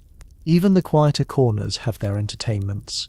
In the dim light near the door, 2 men play a game of merrills, moving small stones across a grid, scratched into the table. It's a slow game, more about patience and cunning than spectacle. But the focus in their eyes says the stakes are high, whether coin, drink, or simply pride. The fringe tidbit here is that some taverns in the medieval period kept permanent game boards carved into their tables or benches. The marks never left, worn deeper by each generation, so the games became part of the furniture itself. You wonder how many hands have moved stones across the one you see now, and how many small victories and losses it has witnessed. Near the hearth, a man has taken up a pair of spoons, tapping them together in rhythm with the fiddlers. It's a simple trick, but his speed and precision earn him a cheer. A child, likely the serving girl's younger brother, joins in by stamping his feet in time, adding a percussive beat to the music. The laughter grows louder, and the air feels warmer, as if the fire itself has spread through the room. The tankard is passed down the bench to you, not your own, but offered freely by a stranger with a grin. It's mead this time, sweet and sharp, and you take a small sip before passing it on. In a place like this, sharing a drink is a kind of temporary oath. For the time it takes the mug to go round, everyone holding it is part of the same story. You notice too how the innkeeper keeps a careful watch without seeming to. She lets the games play, the music swell, the laughter rise. But the moment someone's voice lifts too high in anger, her gaze fixes there, ready to step in if needed. The tavern can hold a great deal of noise, but she knows the exact pitch at which noise turns into trouble. A sudden shout from the dice table draws a fresh burst of energy. One player has rolled an improbable series, sweeping the coins into his pouch with exaggerated slowness. His opponents groan, but a few onlookers clap him on the back. The innkeeper appears just long enough to remind him that winnings don't excuse unpaid tabs. By now, the entertainment has become less about specific acts and more about the shared atmosphere. Every table is its own small stage, every laugh and groan part of a larger performance. You realize you've been smiling without meaning to, caught up in the rhythm of it all. One last act draws the evening's energy together. The juggling lad returns, this time with 3 small torches. Someone must have supplied them from the hearth, their ends wrapped in cloth and dipped in oil. He lights them with a flourish, then begins to toss them in a blazing arc. The crowd leans in, the light reflecting off eyes and mugs alike. For a moment, the tavern feels suspended, all sound focused on the rush of flame and the slap of the torches hitting his palms. When he finishes with a final high toss and catch, the roar of approval is deafening. Coins clatter onto the floor near his feet, and he bows low before retreating into the crowd. The fiddlers strike up a final tune, a bright, quick melody that seems to carry the whole room forward with it. By the time the music ends, you can feel the change again. The shift from active entertainment back to the quieter hum of conversation and drink. The night is far from over, but for now the tavern exhales, settling into the next phase of the evening. The music has barely faded when you notice movement at the far end of the room, beyond the reach of the hearth's glow. A man in a short wool cloak pushes open a side door, letting in a draught of cold air and a flash of darkness from the alley beyond. He slips inside quickly, closing the door behind him. His eyes adjust to the dim interior, and then he makes his way along the wall toward a small archway you hadn't noticed before. It's narrow, framed by a heavy timber lintel darkened with age, and half covered by a hanging curtain of coarse linen. 2 men are already standing there, speaking in low voices. As the newcomer approaches, they shift just enough to let him pass through. No one at the nearby tables glances up, and you realize this part of the tavern is invisible to those who don't want to see it. You've heard of such spaces in medieval taverns before. The front room is for everyone, the drinkers, the musicians, the storytellers. But the back rooms, they're for matters less suited to public view. Gambling beyond the casual dice games at the tables, quiet bargains over goods that may not have passed through the market square, rendezvous that wouldn't stand up to the priest's scrutiny. The woman with the rabbit pie from earlier catches you watching. She leans slightly towards you and mutters, "Don't go in there unless you've been invited." Then she smirks. "And if you are invited, be sure you've got coin enough to matter." The curtain shifts again, this time for a serving boy carrying a small pitcher and 2 mugs. He ducks inside without meeting anyone's eyes. A moment later, a low murmur drifts out, not the rise and fall of normal tavern chatter, but something closer to a steady hum. Every now and then it spikes into a cheer or groan, muffled by the walls. From your bench, you can see just enough to catch glimpses. A man leaning forward over a table, his hands covering something small, the glint of metal coins. A woman in a deep green cloak, throwing her head back in laughter. Whatever's happening back there, it has its own rhythm, one you suspect is faster, sharper, and far less forgiving than the easy roll of the front room. A man seated near the archway notices your interest and offers a thin smile. "Cards," he says simply, though in this time it's more likely some early form of them, painted or etched with patterns instead of the standardized suits you know. "And bones." and sometimes more. His gaze lingers for a moment, and you get the impression he's assessing whether you're the sort of person who belongs back there. Then he turns back to his drink.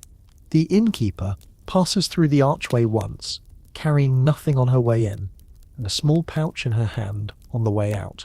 She tucks it into her apron, without breaking stride, her expression unreadable. You realize she's not just permitting whatever's happening in there, she's profiting from it. And in a place like this, that profit might be the difference between surviving a lean winter and closing the doors entirely. A new figure approaches the curtain, a tall man, with a scar that runs from his temple down to the line of his jaw. He moves like someone who expects others to get out of his way, and they do. He disappears into the back room, and the noise within dips for a moment before picking up again. You notice a subtle shift in the front room's energy. People who seemed relaxed a moment ago glance toward the curtain, some lowering their voices. There's more than gambling going on back there, you suspect. Taverns in the medieval period often doubled as informal meeting places for merchants, mercenaries, and even those on the edges of the law. A back room could serve as a neutral ground for deals that would be risky anywhere else. The fringe tidbit.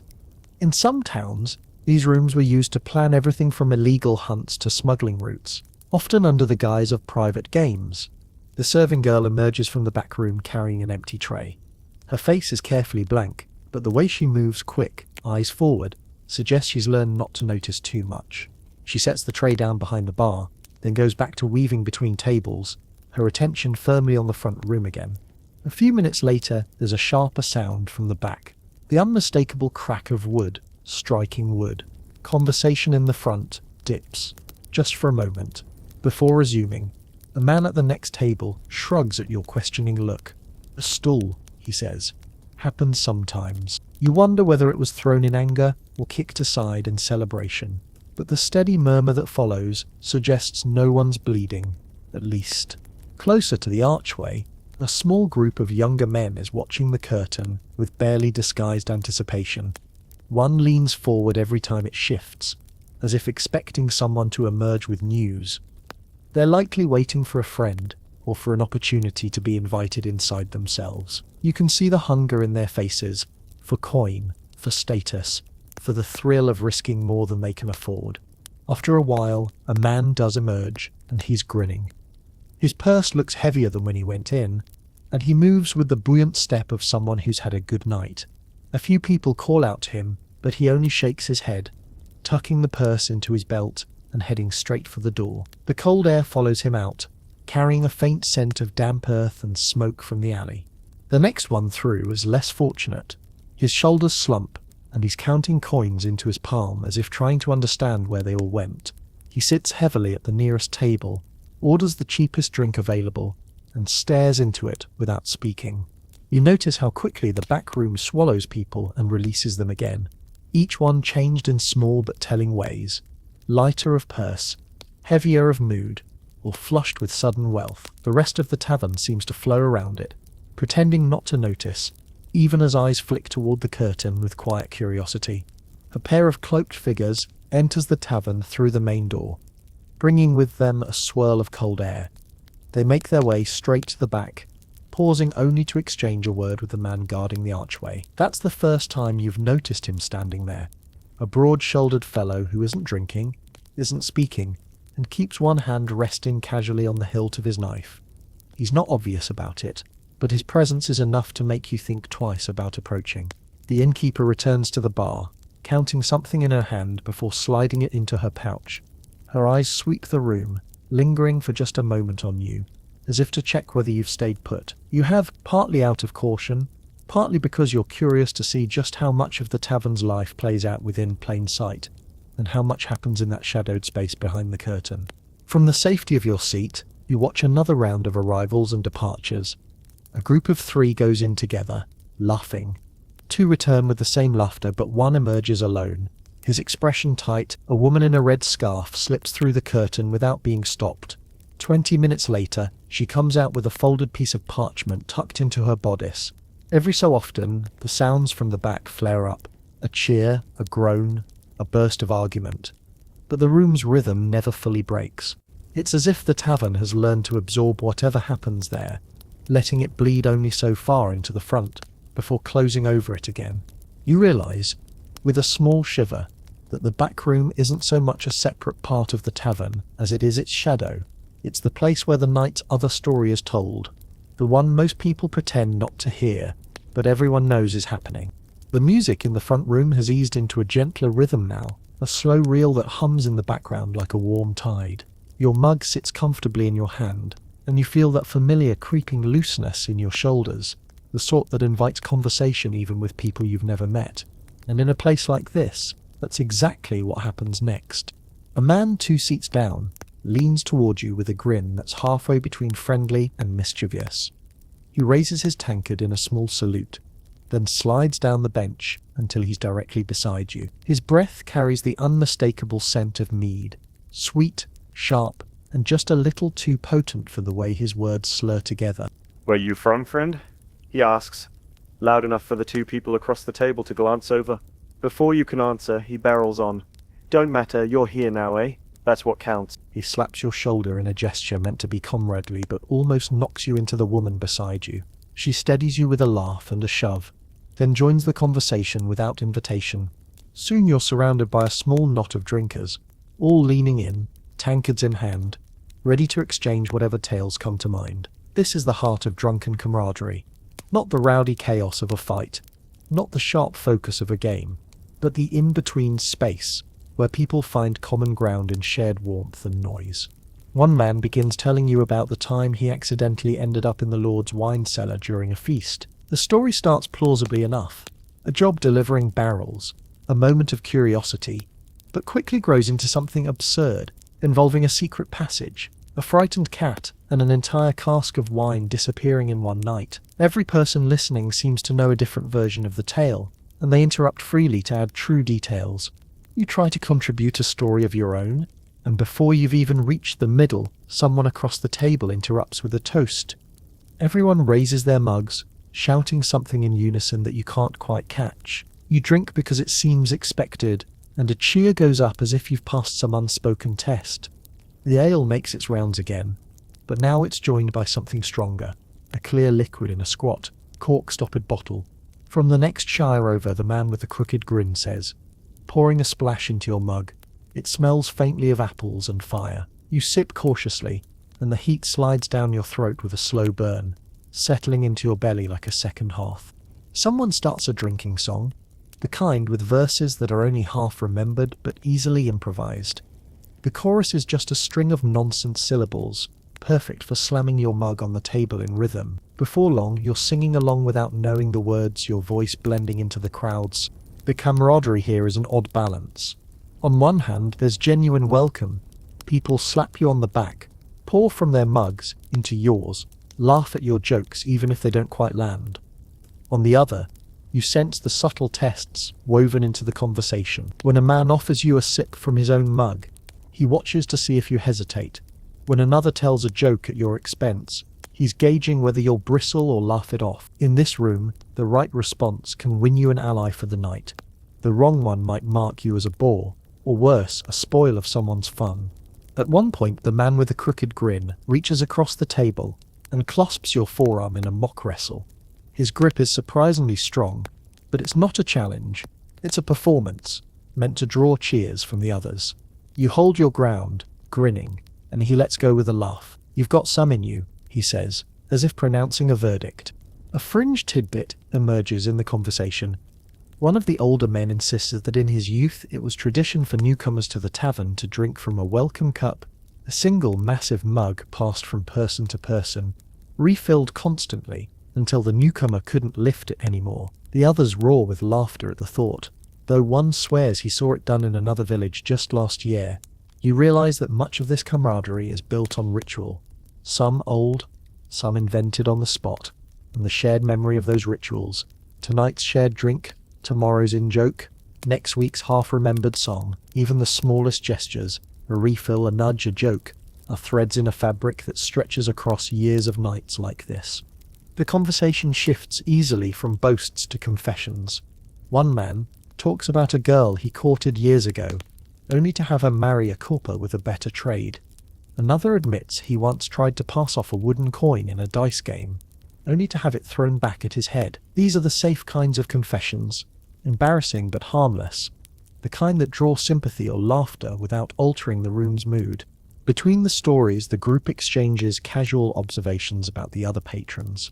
That man at the far table used to be in the Lord's Guard till he lost a finger in a hunting accident.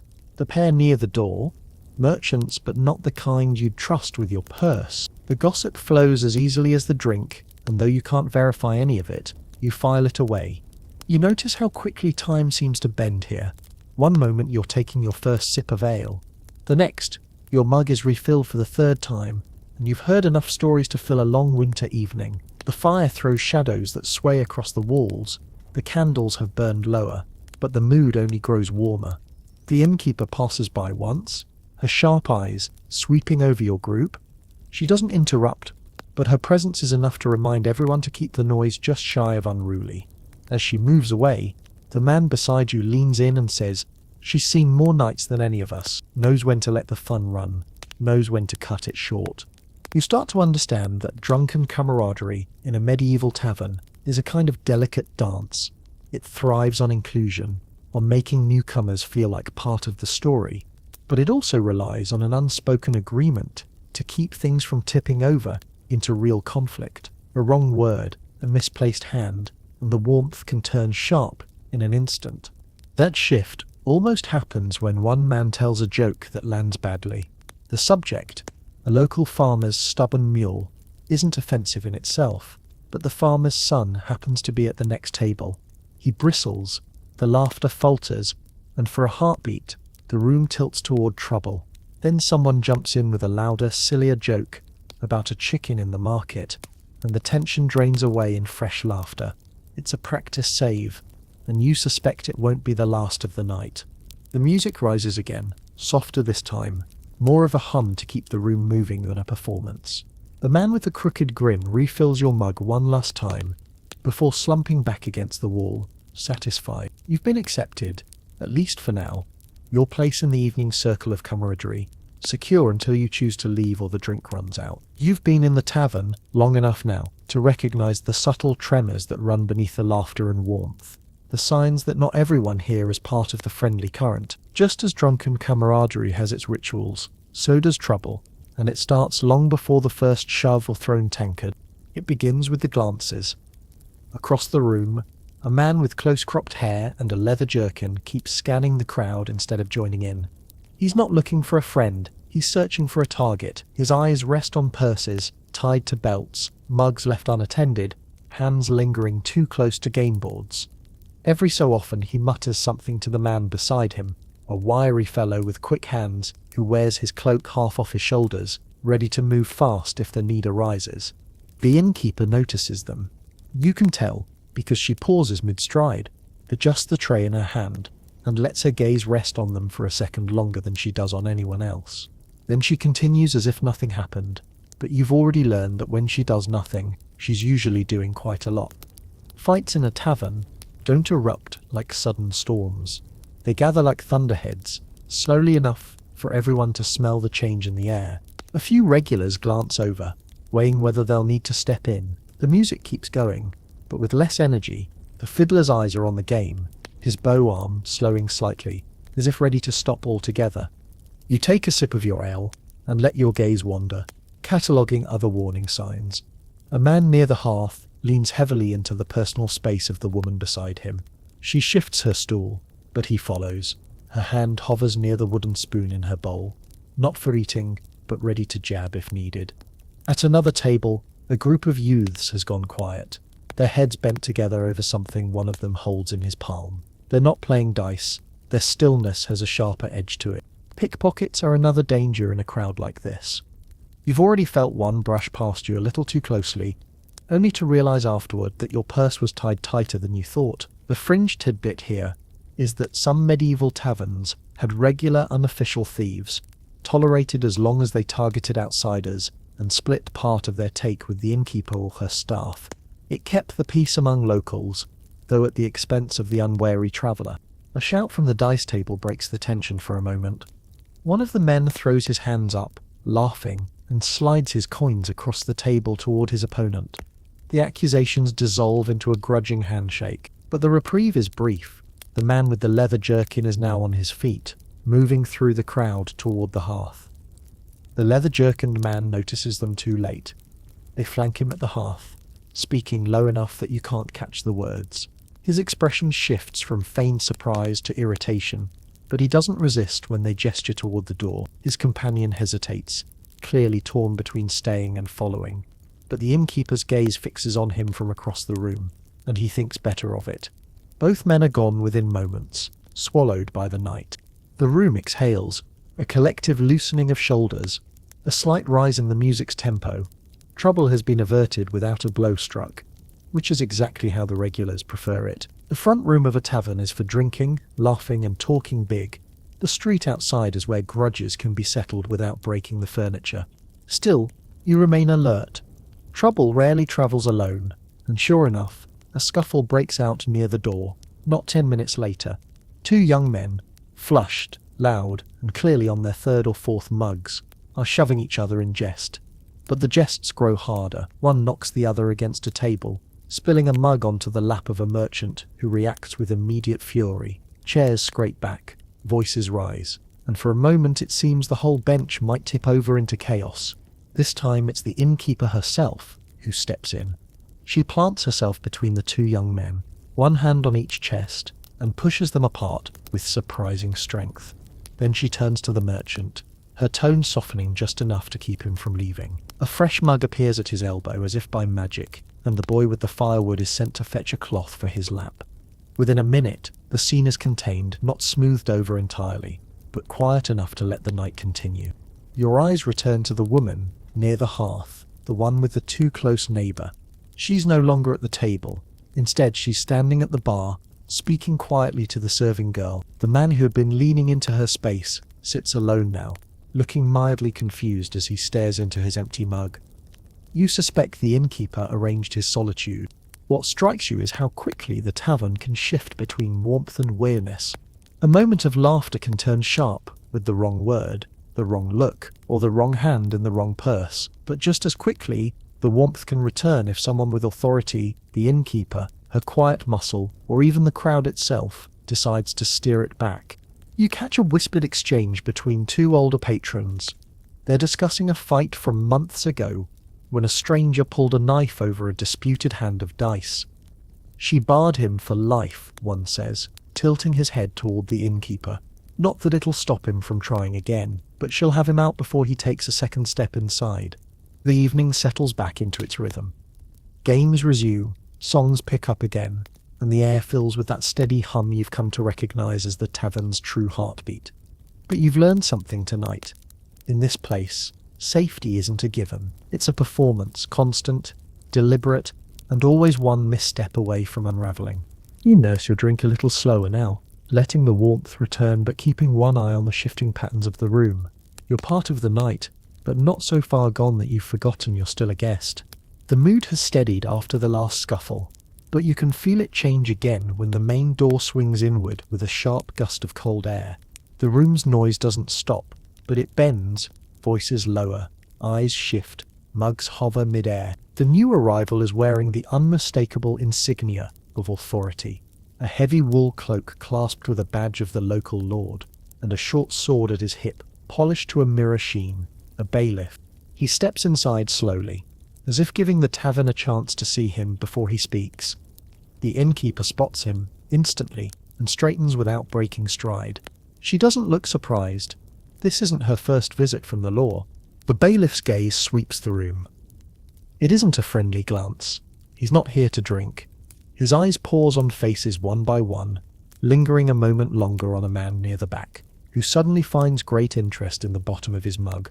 In a medieval tavern, the arrival of a figure like this can turn the night in an instant.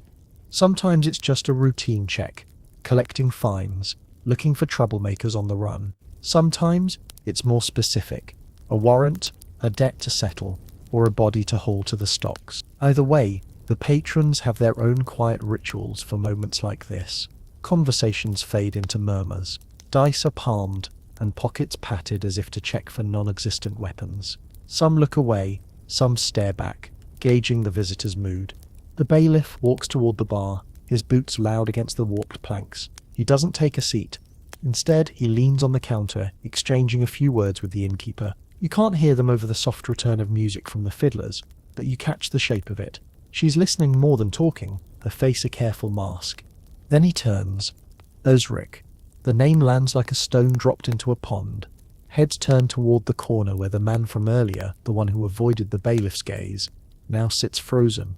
Osric makes a show of wiping his mouth with the back of his hand before standing. "Evening, sir," he says, his voice a touch too casual. The bailiff doesn't smile. "You'll come with me," he replies. Not a request. The room tightens. People aren't exactly afraid, but there's tension here. The knowledge that any move from Osric could change the night's course. He glances at the door, then at the backroom curtain, as if weighing his options. The bailiff steps closer, one hand resting lightly on the hilt of his sword. The innkeeper speaks then, her voice firm but even. "Don't make it worse for yourself, Osric. It's not sympathy, more like a reminder that whatever's coming will be harder if it starts here." Osric sighs, shrugs in mock defeat, and walks toward the bailiff, but his muttered words, too low for most to hear, make the bailiff's jaw tighten.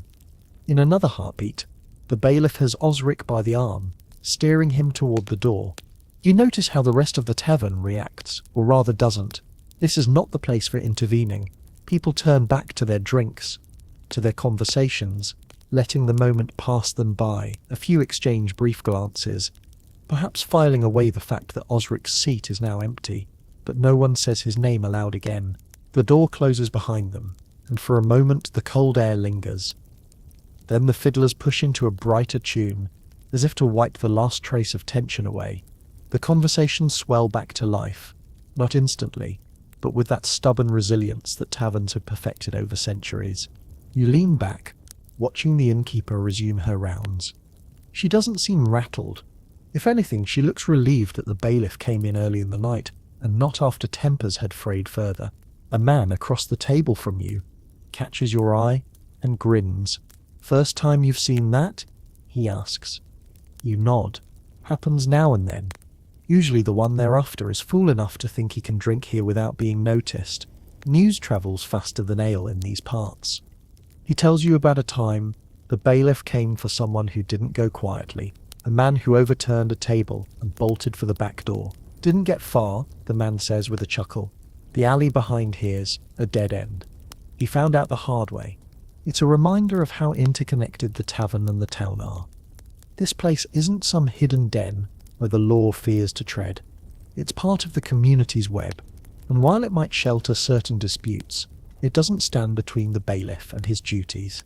The fringe tidbit here is that in some medieval towns, taverns were actually used as informal holding spots for prisoners overnight. Not locked rooms, but the public shame of being kept in view under guard while others drank around you. The humiliation was often as effective as the fine that followed. The innkeeper makes a slow circuit of the room, checking on the patrons with a renewed attentiveness.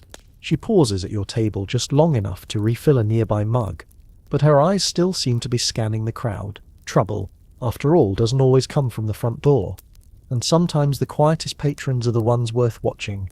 A few regulars slip out into the night soon after the bailiff leaves, their cloaks pulled tight. Whether they're avoiding official notice or just heading home early, you can't tell. The space they leave is quickly filled by others who drift in from the street, faces pink from the cold, hands rubbing together as they head for the fire. The conversation at your table turns back to lighter things, but with a new thread of caution woven in. Someone jokes about how you should always keep your debts to the tavern settled if you want the innkeeper to forget your name when the law comes calling. Another suggests that the bailiff probably spends half his wages here anyway, making the whole performance a kind of paid theatre. The laughter that follows is genuine but edged, an acknowledgement that the law is part of the tavern's life, even if it's rarely welcome. After a while, the music takes hold again, and the earlier interruption fades into the general weave of the night, but you keep an eye on the door, wondering who else might step through before the evening's done, and whether they'll be looking for a drink, or for someone who'd rather not be found. The bailiff's boots are only a memory now, replaced by the softer shuffle of feet and the occasional clink of mugs.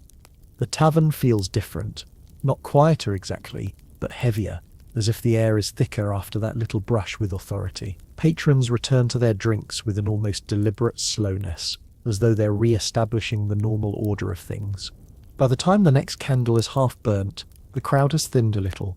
Those who came for an early drink before heading home have gone, their seats taken by the stubborn and the rootless. The late hours belong to different kinds of people.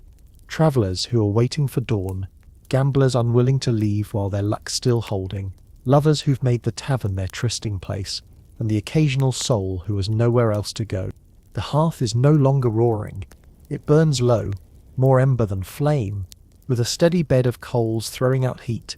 The smoke hangs lower, trapped by the chill outside, and the air is dense with the mingled smells of stale ale, damp wool, and ash. You can feel the stickiness under your boots where spilled drink has dried in uneven patches on the warped floorboards.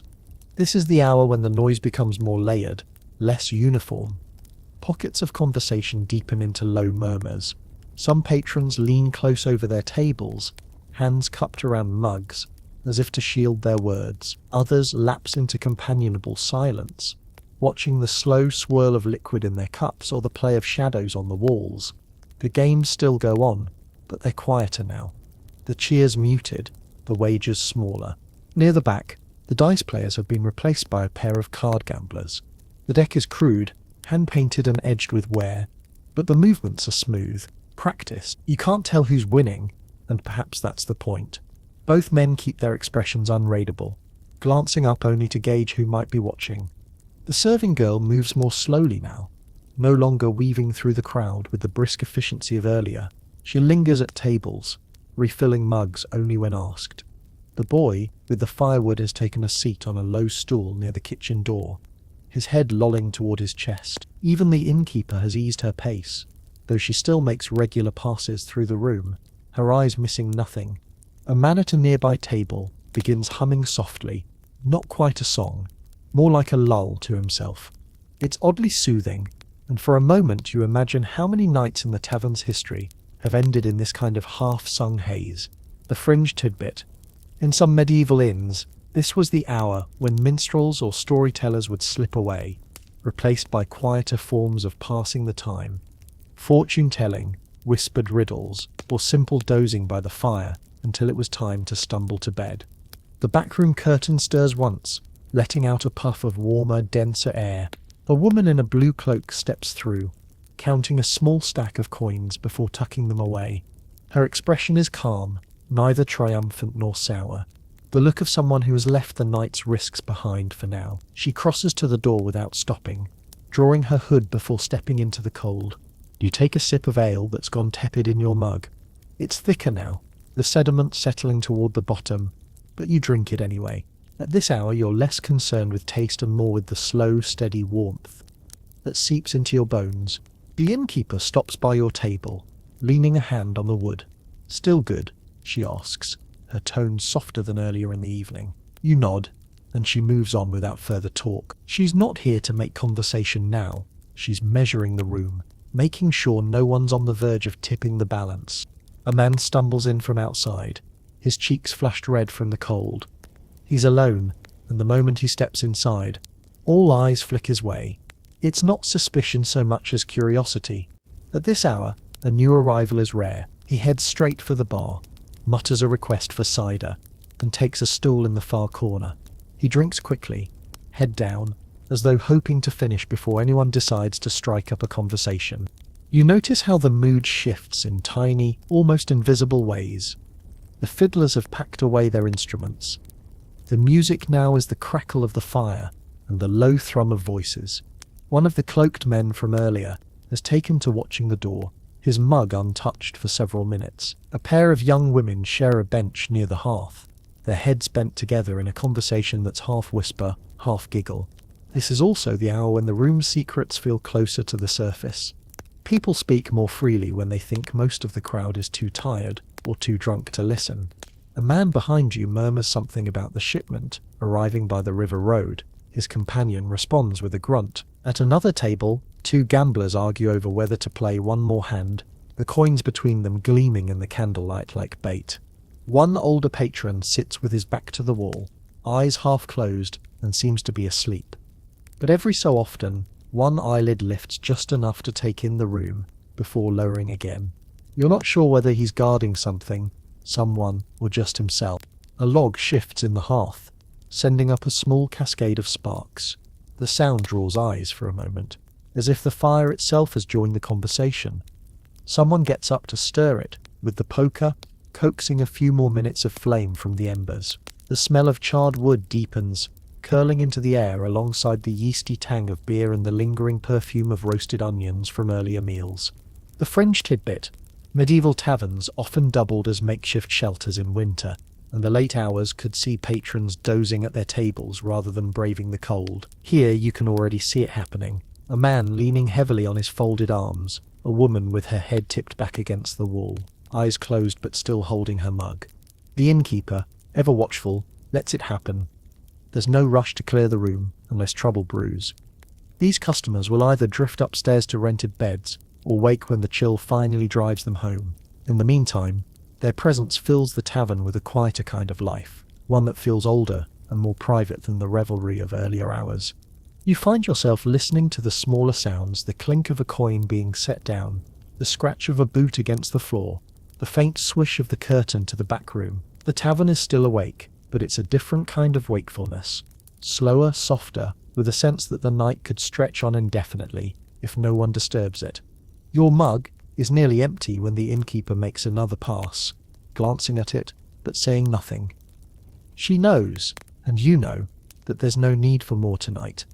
The warmth from the fire and the drowsy weight in your limbs are enough. Somewhere, far down the street outside, a bell tolls once. Not the church bell, but the smaller one at the watch post. It's a reminder that the night is deeper now, and that most of the village has long since gone to sleep. Here in the tavern, though, the night lingers a little longer, held together by embers, murmurs, and the quiet certainty that dawn is still a long way off. The candles are burning low now, their wax pooled and dripping onto the rough iron sconces. Shadows stretch longer across the warped floorboards, and the tavern's sounds have shrunk to an intimate range. The scrape of a stool leg, the soft slosh of liquid in a half-emptied mug, the occasional muttered comment.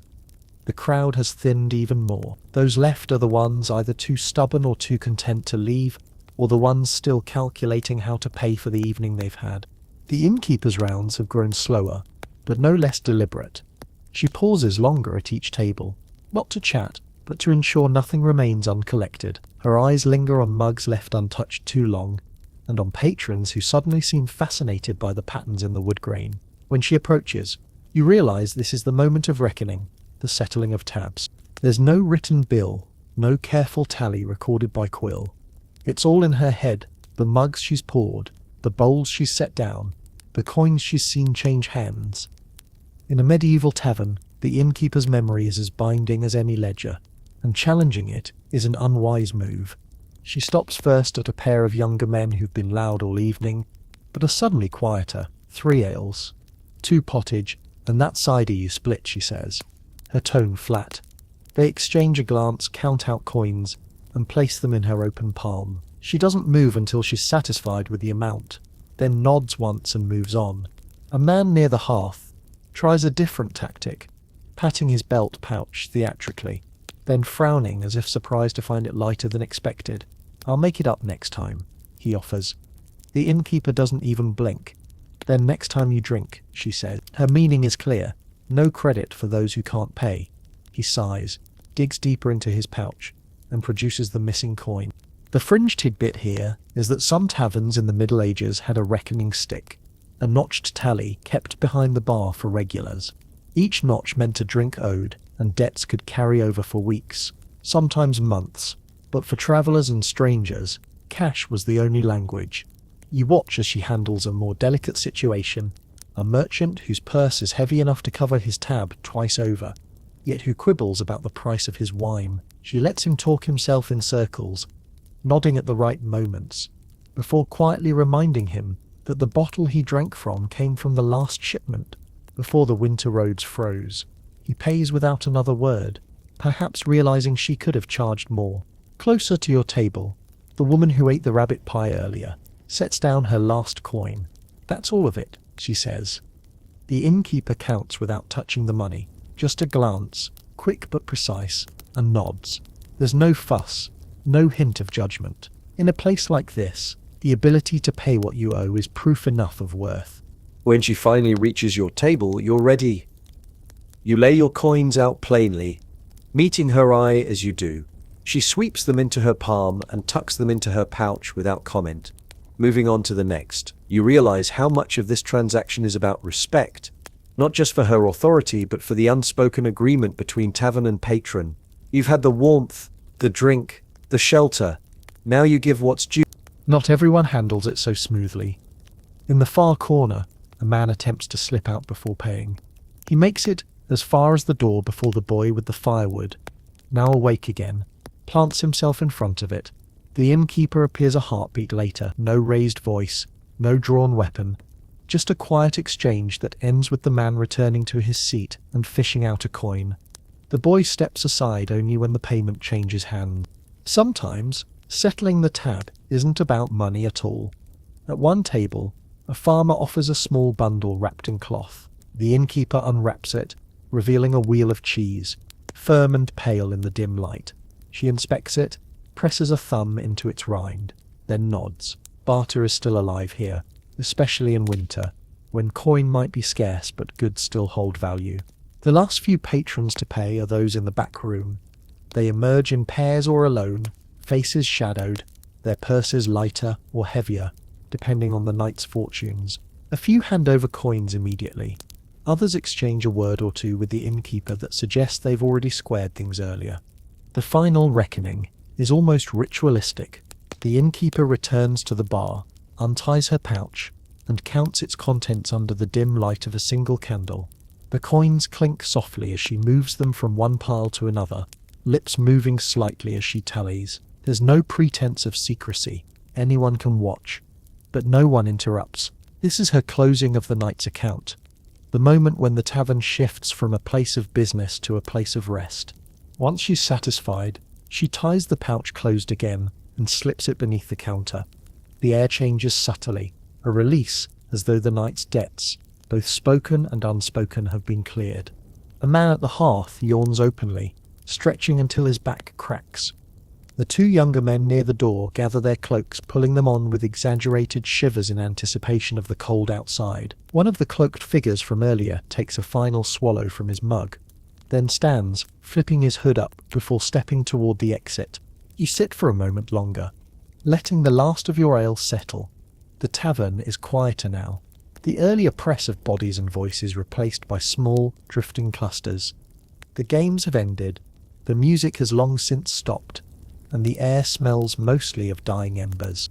The innkeeper makes one last circuit, not to collect, but to check the room. She rights a stool here, wipes a table there, and murmurs something to the serving girl that makes her nod and disappear into the kitchen. Her work isn't over. There are bowls to scrub, mugs to rinse, floors to sweep, but the public part of her night has ended. You realize this settling of the tab is more than just a financial moment. It's the tavern's way of drawing a line under the evening, of reminding everyone that for all the laughter and noise, this is still a business, and every business has its terms. Pay, and you remain welcome. Fail, and the door may not open for you next time. The last of the coins are tucked away, and the innkeeper lifts the candle from the bar, its light casting her shadow long across the floor. The tavern feels smaller without the noise, the space between each remaining patron wider, the warmth of the hearth reaching only so far. It's the signal you've been waiting for. The night is ending. The innkeeper's candle throws a warm oval of light ahead of her as she moves toward the back door, where the cold seeps in through the smallest cracks. She sets it on a shelf, then begins the quiet process of closing down for the night. One by one, the shutters are drawn tight. The latch on the main door drops into place with a solid, final clunk. The tavern is now sealed off from the sleeping village, its remaining life flickering in the embers of the hearth and the scattered candles on the tables. The serving girl starts gathering empty mugs and bowls, stacking them in neat towers on a tray that she balances with practiced ease. Each clink sounds louder in the new hush. The boy with the firewood yawns again, stretching his arms as if they might pull him out of his drowsy state. He's sent to rake the embers and bank the fire, pulling a thick layer of ash over the coals to keep them alive until morning. The last patrons are slow to leave. A farmer shrugs into his sheepskin cloak, patting the pockets, as if making sure he hasn't left anything behind. Two men near the back share the last of a jug, leaning close over their whispered conversation, drawing it out as long as they can. One older woman simply sits, staring into the fire until the innkeeper places a gentle hand on her shoulder. She nods, rises, and makes her way to the door.